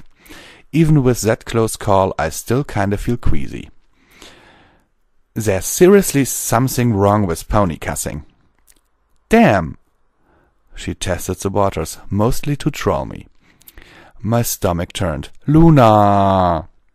"Hey, I'll keep that in mind," she murmured with a chuckle before checking herself again, sighing softly. "Well, let's get cleaned up first, then we go see Tia."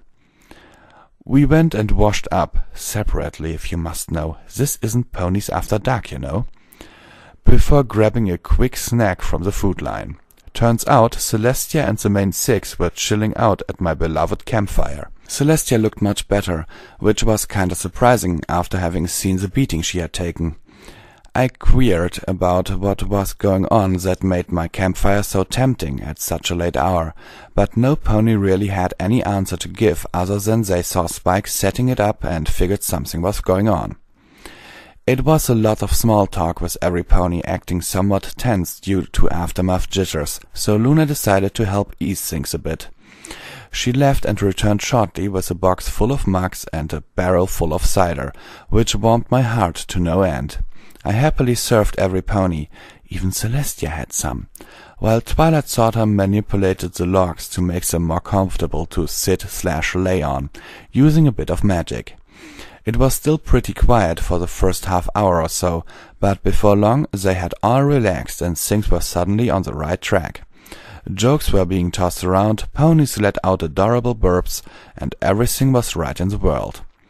That is, until we got into the meta topic. Yes, that's right, they brought it up. Brace yourselves, you have no idea just how crazy things were about to get. So I hear you watch us from your world, and that's how you know us so well. Rarity was trying to sound somewhat uninterested, but it was equivalent to telling a pro football player offhand that you knew he liked to wear songs. It's just not going to be a gentle blow, I'm sorry. Nice, Twilight. Let's get out of the bag, why don't ya? I gave her an impatient stare. Applejack laughed a bit as Twilight gave me the most confused stare. Actually, it was Fluttershy, darling. Fluttershy began to panic as though she had been caught strangling a bunny. I'm sorry. I didn't know I wasn't supposed to. Oh well, it's okay if Fluttershy did it. Good job, Fluttershy, I said quickly, almost entirely for the sole purpose of preserving Fluttershy's calm. I breathed a sigh of relief as she settled down somewhat. Twilight didn't like that one bit. Excuse me? I get the glare if I do it, but Fluttershy gets a pat on the head? Apparently, double standards are just unfair, and to be quite frank, they are. But this wasn't a double standard. It was a Flutter double standard. Those are completely different. I'm still floored that she wasn't aware of that. It's like the most obvious thing ever, right? Yup, she's Fluttershy. She does no wrong. In other words of Pinkie Pie. Well, duh. Artie chuckled with a wink at her childhood friend. Well, I guess that's a trade-off for being a Pegasus afraid of heights. Fluttershy did blush a tad, but she still smiled, able to make more of a joke, it would have seemed. Nonetheless, I had to back her up. Fluttershy needs protecting, yo. Don't sweat it, Fluttershy, I used to be scared of heights too. Now it's just spiders. Hey, everyone is afraid of heights at least once. Spiders are nice, she said with a grateful smile, happy to have my support. And that is why she can do no wrong. I held a hoof out towards her as if to make an exemplary roll out of her. Nobody can hate a pony that has absolutely zero hate within her, even when she's wrong about spiders. So everyone likes Fluttershy? I'm not. I'm sure there are some people that want to be special, unique snowflakes that have to hate the popular thing, but yeah, for the most part. What about me, huh? Who couldn't like me, am I right? Rainbow Dash made a show of posing like a stunt show's main star, hopping up on 2 legs as she flexed. Truer words have never been spoken, Dash. Truer words have never been spoken. Y'all toot that horn any harder, Dash, and you're gonna pass out. AJ warned with a begrudged smile. Actually, all you guys are loved. I nodded to emphasize my point. Seriously, even Luna and she only had 2 lines in the entire show. Even though Tia was appearing in every other showing, Luna said with an irritated sigh. You jelly, Woona? Celestia fanned herself with a wing, pretending to show off a degree of self-admiration that we all knew didn't exist. Well, I suppose there's no stopping greatness after all. Wait, show? You mean to say we are paraded as a play? Rarity was very intrigued by this. Sorta, only hard to explain. I began thinking it over before giving up and simply taking what I was offered. Yes, it's like a 30-minute play every week. Only record it and watch it over and over. You guys are pretty adorable and hilarious after all. That's so neato! Are they watching us right now? Huh? Hi, every pony! Pinkie Pie is waving at you all. Be polite and wave back. Just be careful not to cut yourself on the broken fourth wall. It's sharp. I hope they're not watching.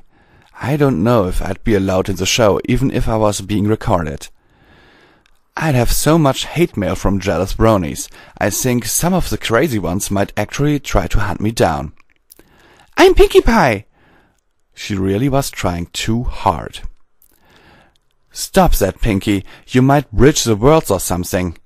I warned her with a roll of my eyes, which would make a lot of people angry or happy. But yeah, every pony here has their own place in the fandom, though some of you wouldn't like the fan interpretations.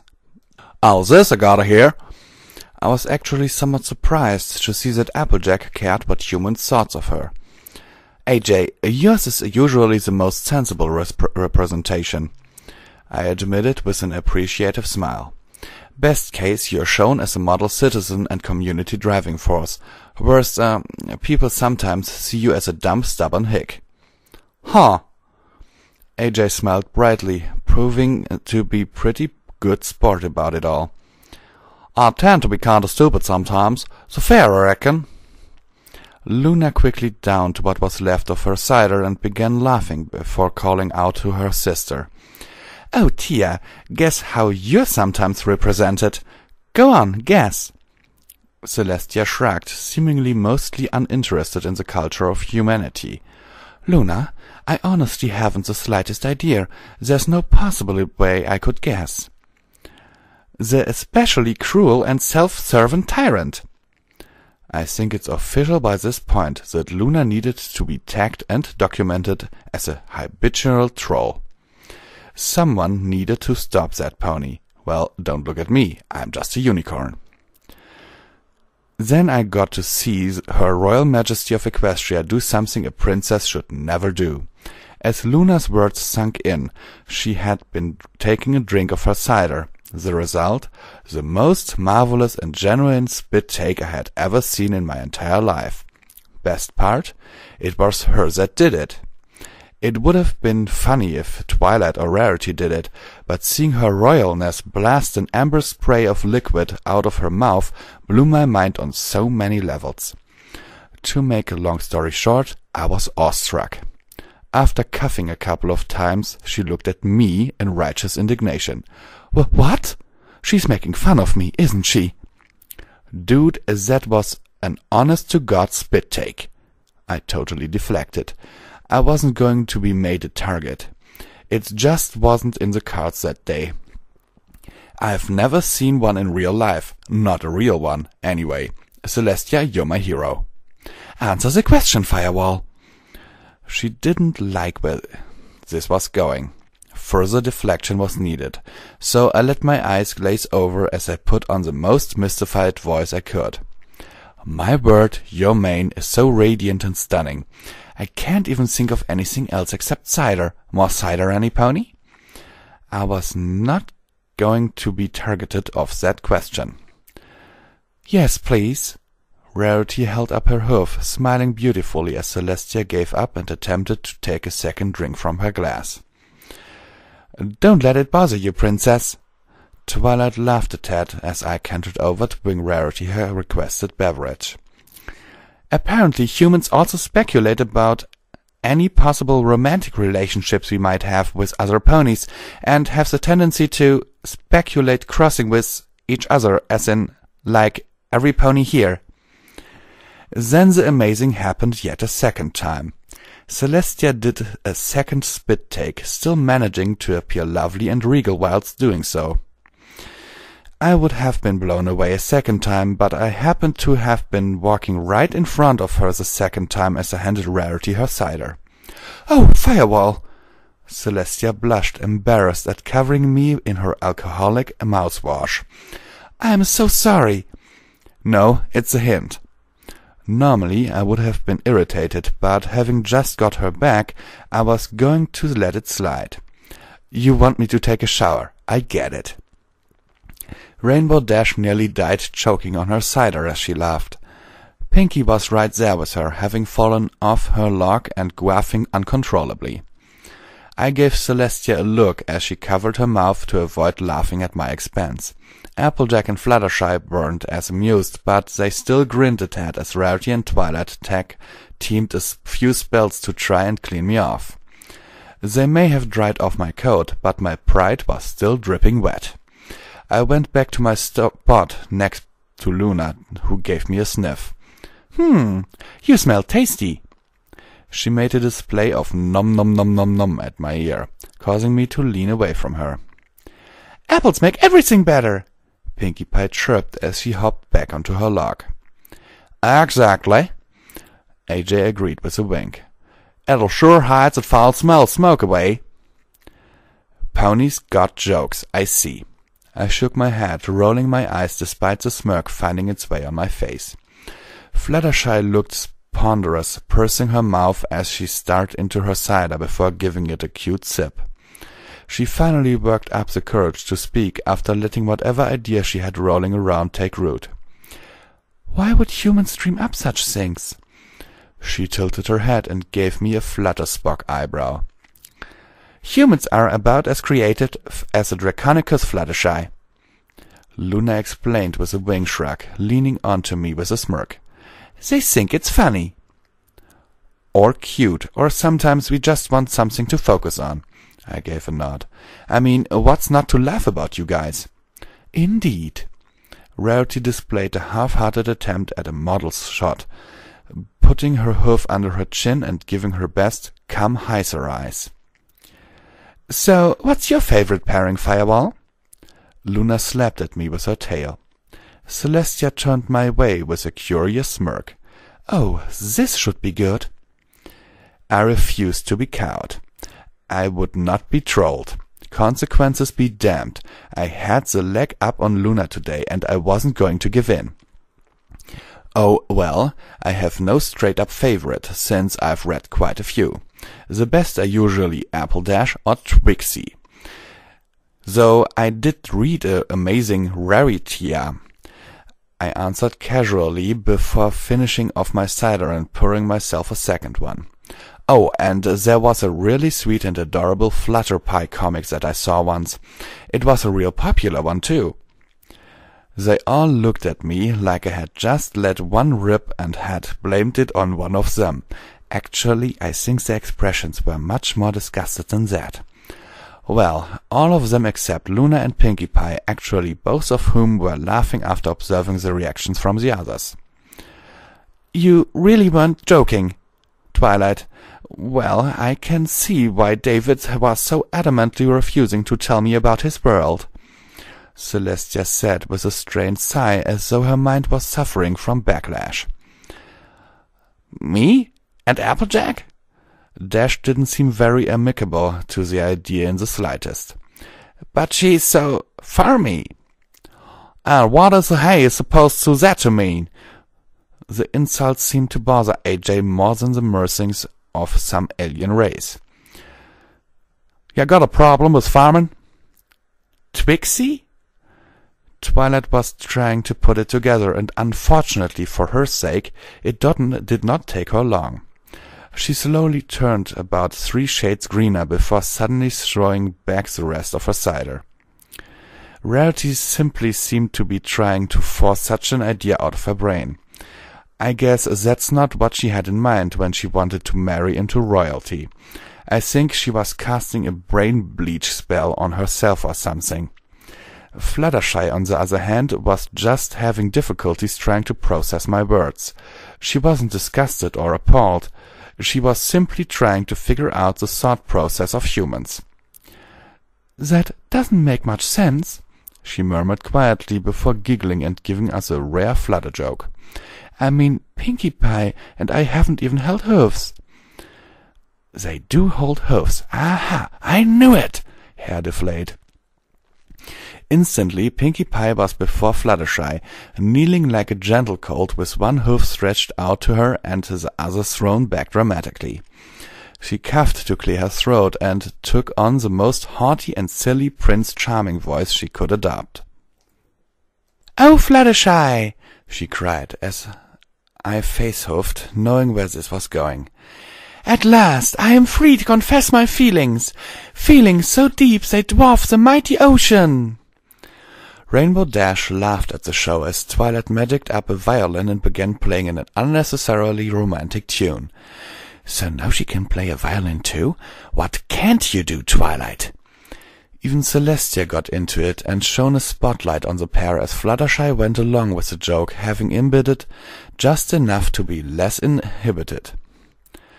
"Oh, Pinkie, are you saying what I think you are?" Fluttershy held a hoof to her forehead, her voice as dramatic as her co-actors. "Oh, brother." Applejack gave a roll of her eyes, but was unable to avoid grinning. "I think I've read this already." Luna laughed as I watched ponies make fun of bronies. "'Tis so fair, Fluttershy." Pinkie took Fluttershy's hoof within her own and failed to suppress a titter before continuing. "My love for thee is blah blah blah, something romantic. Take not my heart to break, for you alone could destroy it." "I've not drank enough apple cider for this," I chuckled sadly. "This fanfic would get scorned to the depths of hell by the pre-readers on Equestria Daily." "But Pinkie Pie," Fluttershy struggled not to giggle. "What would the others say? Ponies would talk." "Let them talk."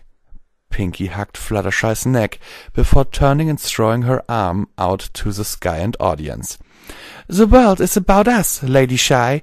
No pony shan't not, they won't get in our way." "Oh, Pinkie Pie." Fluttershy had to turn her head away to laugh without breaking character. "I think I'm going to cry." Rarity took a bit off the stage, pretending to dab at emotional tears that she didn't really have. "I'm moved in ways that make me feel ill." "Oh, Fluttershy!" Pinkie dramatically smooshed her face against Fluttershy's cheek, planting a big, silly kiss on the yellow Pegasi. "Mwah! Bravo!" Luna cheered happily as the two finally couldn't take it anymore and began laughing like a pair of hyenas. "I think we have a new bridal way play to send in." Twilight let her violin disappear with a snicker. "Oh, for certain." Celestia agreed with a regal laugh, sighing happily. "It would sell out every time." "I know it's mind-blowing. Pony parodies about humanity, pony parodies. Pony parodyception." In all seriousness, though, seeing them taking everything so nonchalantly made me feel so much better. I was hiding all this from them, and really, there just didn't seem to be any danger or reason behind it. They were creatures, and laughed, cried, laughed, hated, lived and died just like humans. So what if they were candy-colored and could use magic? I was candy-colored, sorta, and could use magic too. Did that make me less human? I don't think so. Did it make me more awesome? Buck yeah! "I've not done this in quite some time." Celestia gave a wistful sigh.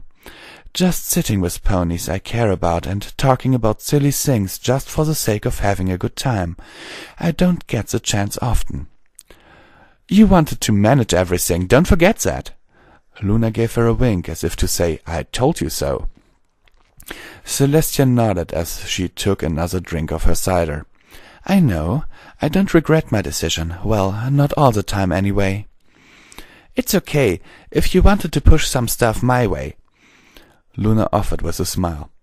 "I likely understand a lot more about a lot of things than you now, thanks to Firewall and my uncontrollable curiosity." "That is true, I suppose." Celestia gave a ponderous stare off into the night sky. "So, what about me, Sir Firewall?" Rarity dazzled me with her smile. "Am I as popular as others?" "Definitely. I answered with a nod. I mean, at first nobody liked you, but when you proved that you don't only sparkle like a diamond, but are as tough as one, well, you just grew on us all. You guys all have amazing depths and are pure as you are, so naturally you melted my heart right away, and I'm not even slightly unique in that department. It's not like any of you are actually unliked. It's not just a person-by-person basis on which ponies I like the most. Like, my personal favorite is Dash, but I've always wondered if, deep down, I didn't love Rarity even more. I'm liking the sound of your world more and more, Rarity commented as she styled her mane, casting her gaze about inquisitively. I wonder if we are being watched, I wouldn't worry about it, Applejack said with another swig. If they were like watching us, then I'm sure they'd rather be ourselves than try and cater to them.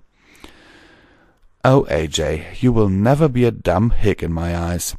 You are not a silly pony.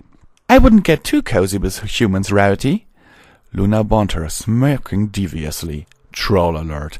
Sounds a pinky alarm. Some of them do pretty strange things, like visit Equestria and turn into fire-breathing unicorns. Yeah, but those are the awesome kind. Rainbow Dash had totally just vouched for me. I could have squeed if I was by myself. As it were, though, I kept my squee to myself. Yeah, I know, I was finally getting it under control. And some are like David, Rarity commented with a nod, seeming to understand her completely. I am quite well aware, Luna. Celestia noticed the Rarity's intentional act of not using Luna's title, but she didn't make a thing out of it. I meant others will do such things as compare you to marshmallows. Luna grinned broadly as Rarity blinked in confusion. Wow, you totally went there. I had forgotten all about that, and getting it out of left field caused me to start chuckling despite myself. What? You mean she's being serious? Rarity gasped as Twilight and Fluttershy took on pensive stares, not getting the joke. Pinkie understood it right away and began laughing manically, gasping for breath as she failed.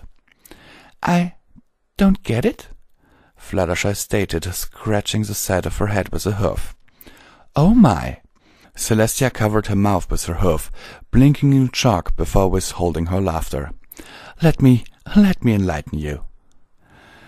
With that, she summoned up a big, tasty marshmallow, to which Pinkie Pie immediately jumped up and executed a beautiful dive chomp, devouring the airborne treat in an instant.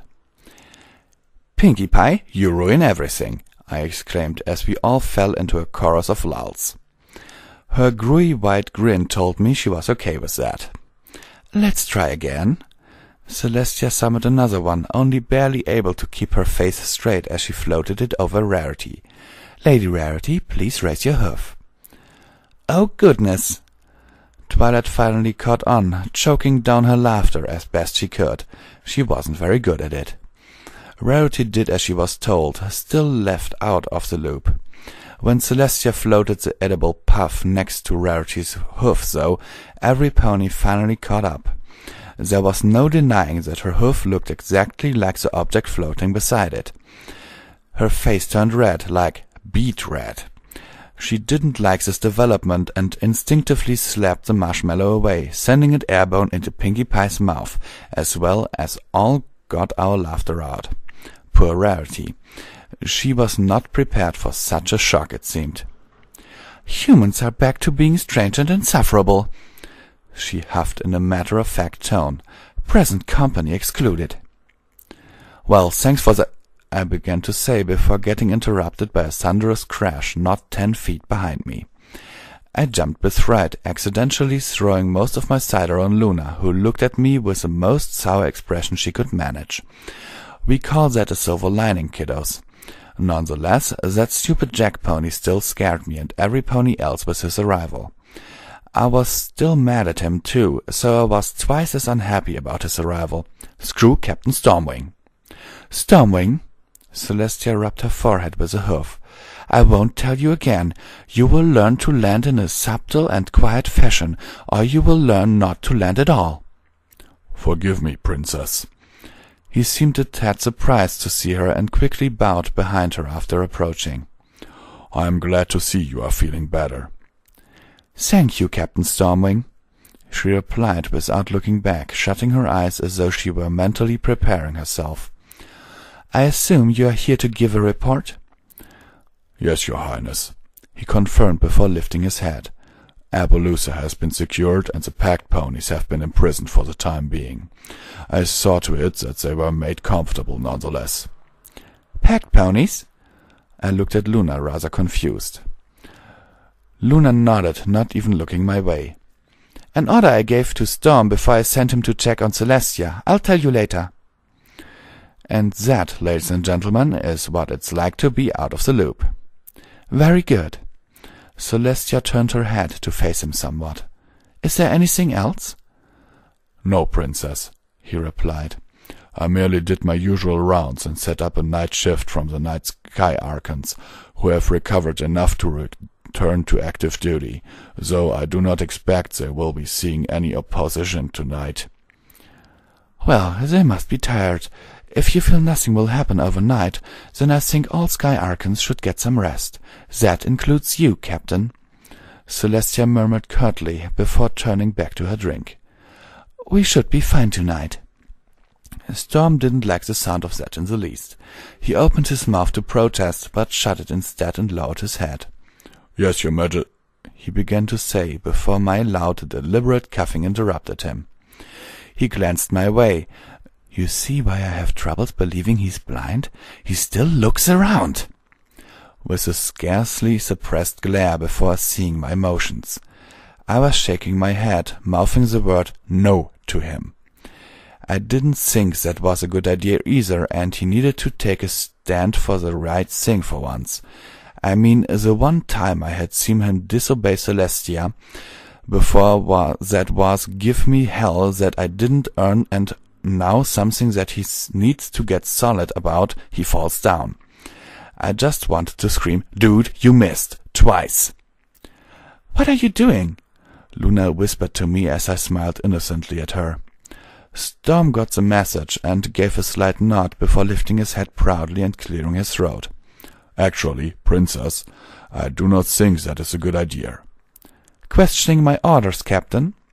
Celestia immediately responded, and not even looking back at him. He stood his ground and even dug his hoofs a tad. "Yes, Princess, this is what the Sky Archons are for. Allowing them to rest that they do not absolutely need is, in these dangerous times, is a waste of their abilities."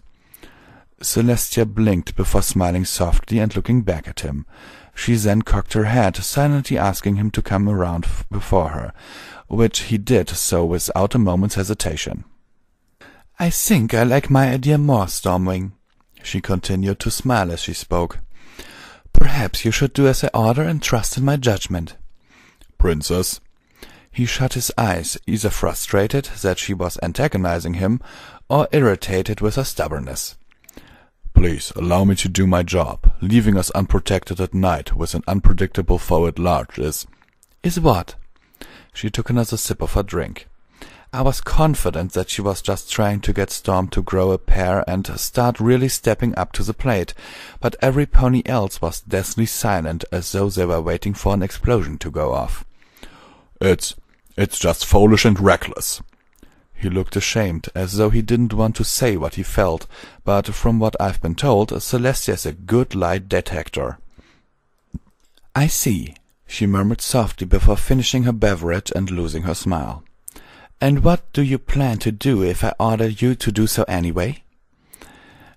"Then I would have to disobey and simply take night watch myself," he answered her, facing her gaze head on. "I can't take the chance, Your Highness. I have no excuse to give." "I see. If that is the case, then I think a change is in order. Take off your armor." Her words were soft, but the implications were brutal. I didn't like where this was going. What? Storm took a step back, his stern visage crumbling to shock. "Remove your armor, Stormwing." she ordered, not even blinking as the words left her mouth. Storm obeyed after a few moments of hesitation. It was hard to watch. See, you can get that armor on and off, most of it anyway, by yourself, but it involves a lot of embarrassing twisting and turning, and a fumbling at clasps you can't see. Basically, it takes twice as long, and you look incredibly stupid whilst doing so. At first he was angry, and threw every piece at her feet, enraged at such a treatment, but it wasn't long before it was sinking in that he was losing his life's purpose. This understanding eventually sucked the wind out of his sails, and he suddenly wasn't so quick to yank and throw about his armor. He lost his fury, and it spiraled into pain as he had only his helmet on, unable to undo the braid. Celestia allowed him a modicum of pity with a bit of magic, untying his braid so that he could pull off the helmet. As he did so, I saw a tear roll down his face, which he quickly wiped away. His long mane fell down past his neck, halfway to the ground, as it tore free from his helmet.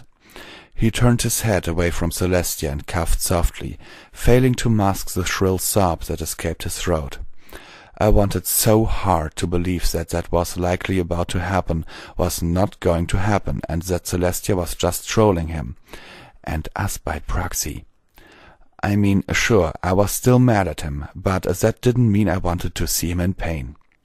"Tia, stop it!" Luna ordered, glaring daggers right at her sister.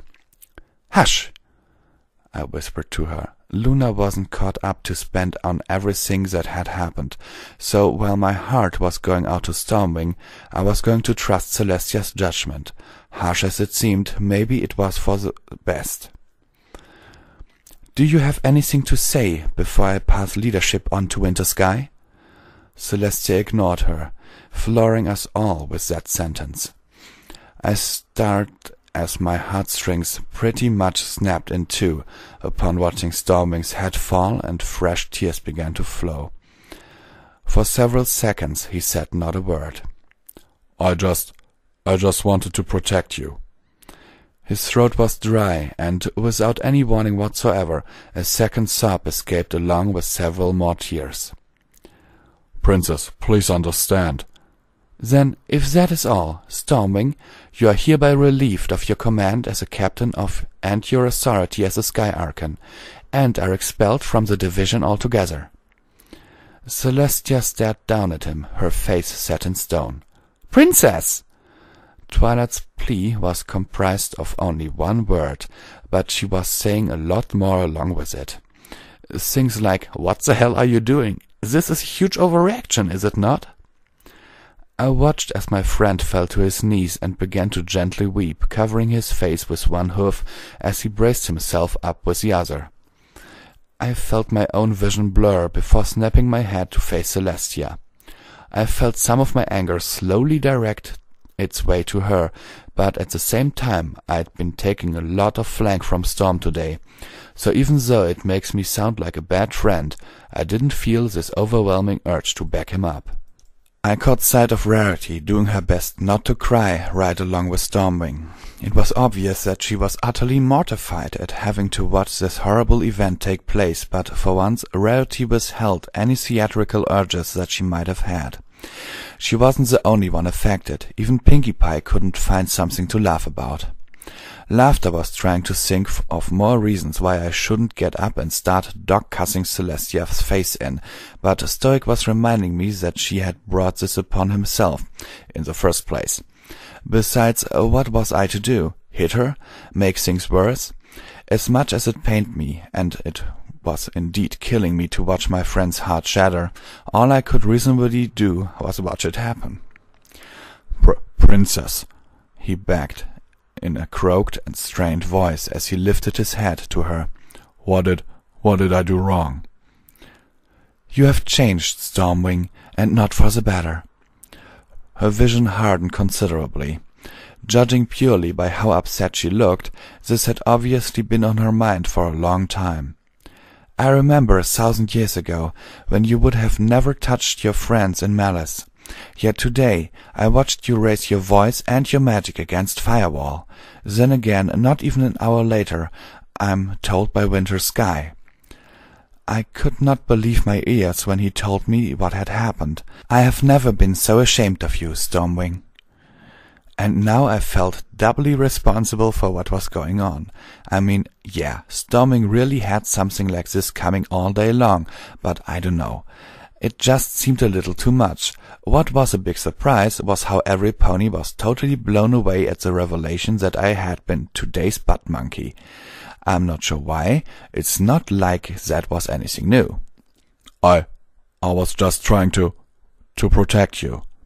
His voice was hoarse from straining so much, namely his efforts directed towards not breaking down sobbing. "Protect me? Stormwing, I am an alicorn that has seen several dozen millennia pass by." She stood up from her perch on the log and glared all the more intensely at him. "I do not need protection from Firewall, Pinkie Pie, or a spider she put on her face." Every pony glanced at the blushing Pinkie Pie. That was the first and last time I've ever seen that pony even slightly flustered.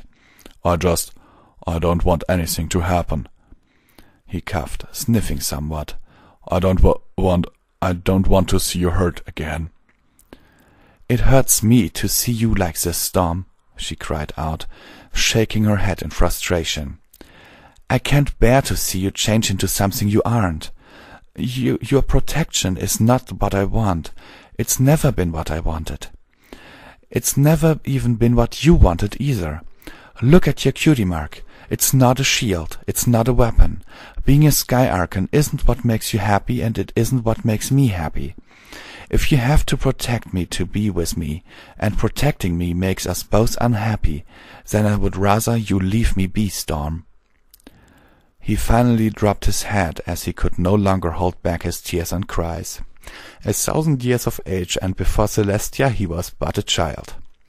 I thought on that for a moment before it all suddenly made sense to me. Storm wasn't just a child before her, he was her child. To Celestia it did not matter whether he was 10 days old or 10,000 years old. She had still taken him in as her own, and no matter how hard Stormwing tried to think of her as his princess, whom he felt he needed to protect, she would always be his mother. This wasn't a princess dressing down her captain. It was a mother berating her son, harshly too. I'm so sorry," he gasped between ragged breaths. "I'll do anything. Don't send me away from your side. I can't. I love you, Mother." Celestia's stern expression melted away as she let out a shaky breath. She looked at the mug that was trembling within the grip of her magic and gently set it to the side before she dropped it as a result from her losing her composure. "Princess, perhaps you could see that possibly things, well, you see, it's just perhaps you might agree that you're overreacting, just a little?" Fluttershy bravely stood up with misty eyes, wiping at them before approaching and hugging Stormwing's neck. I honestly expected him to push her away, as emotionally wrecked as he was, but to my surprise he actually leaned somewhat against her. When Fluttershy inhaled to carry on vouching for Stormwing's case, Celestia held up a wing to silence her. Luna actually got up, intending to leave so as to not further witness what was taking place, but I hopped up and gave her a nudge, earning myself an extra mean, extra tearful glare from her.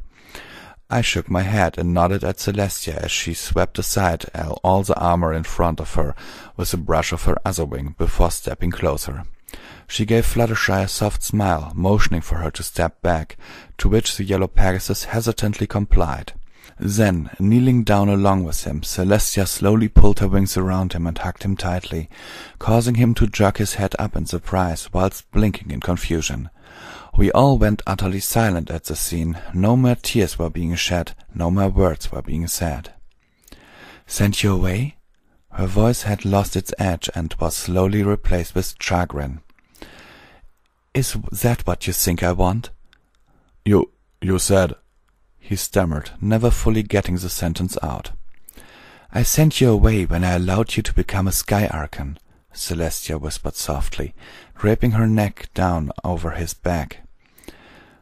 Because I thought this was what you wanted.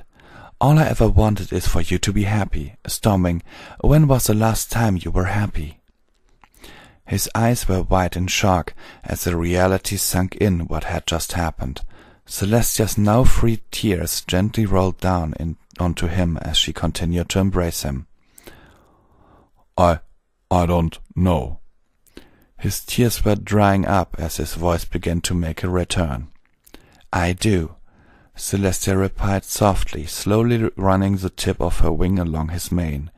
"I remember when the Wonderbolts were first formed, when you first got your cutie mark. You were a shoe-in at the tryouts, and I was so happy for you.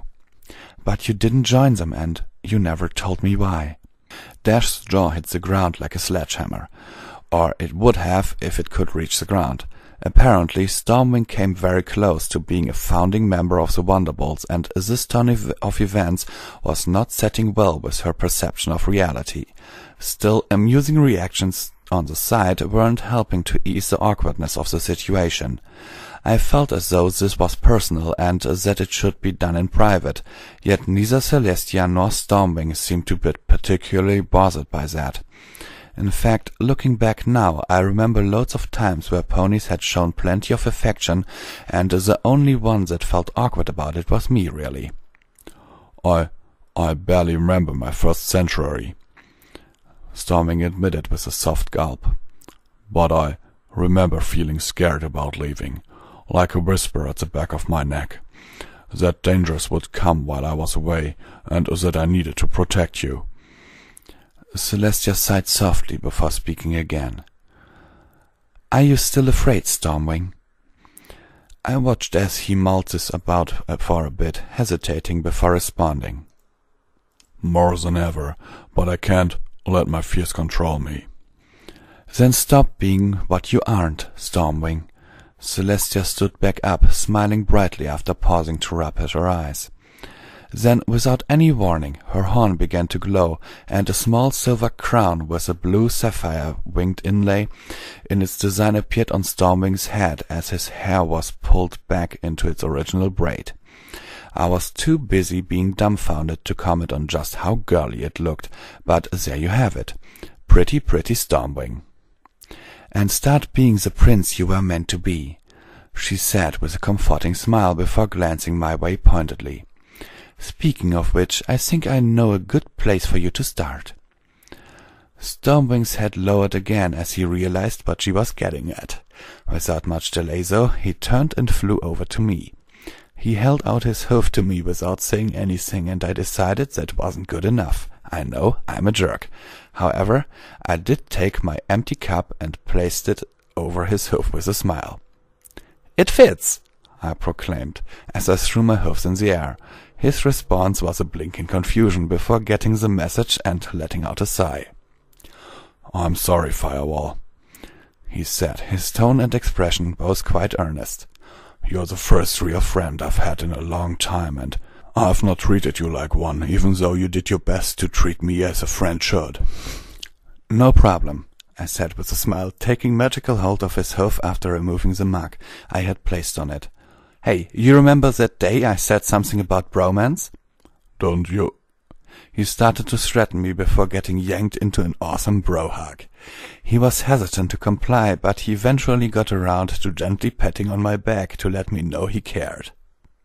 "Ah!" I heard Twilight gush at us. "Okay, that's enough." He pulled away, but I held fast. "No, wait, just a little longer," I whispered in a sultry tone, rousing an uplifting roar of laughter from every pony else. He broke away from me in record time before giving me a glare that eventually degenerated into a smirk. "You're a freak," he said quite plainly. "You enjoyed that too much," Luna protested, her expression raised in fox anger. "You don't even hug me that tightly." "Well, you are not as pretty as Stormwing." I stuck my tongue out at her before continuing. "Just look at that hair. He's so dainty and cute." "I hate you," he ceased, chuckling despite himself. "Screw you too, Prince Stormwing," I winked back at him.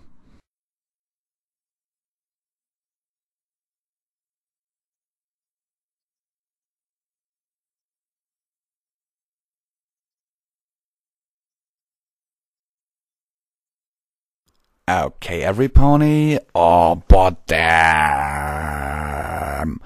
Okay, this chapter was actually really good, I must say, especially the end.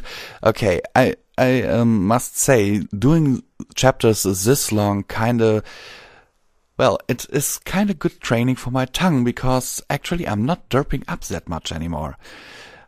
I have some parts in this one where I was about 30 minutes straight reading without a single mistake. Wow, cool. That's kinda making it easier on my laptop, really, because if there are too many audio instances, then Audacity just crashes. And, well, that sucks. Okay, just saying, I really like this chapter, and I don't know. I'm certainly not doing another recording today, because this one here took me, but you see how long it is, double that time, and you know how long it took me. Okay, sincerely yours, Visual Pony.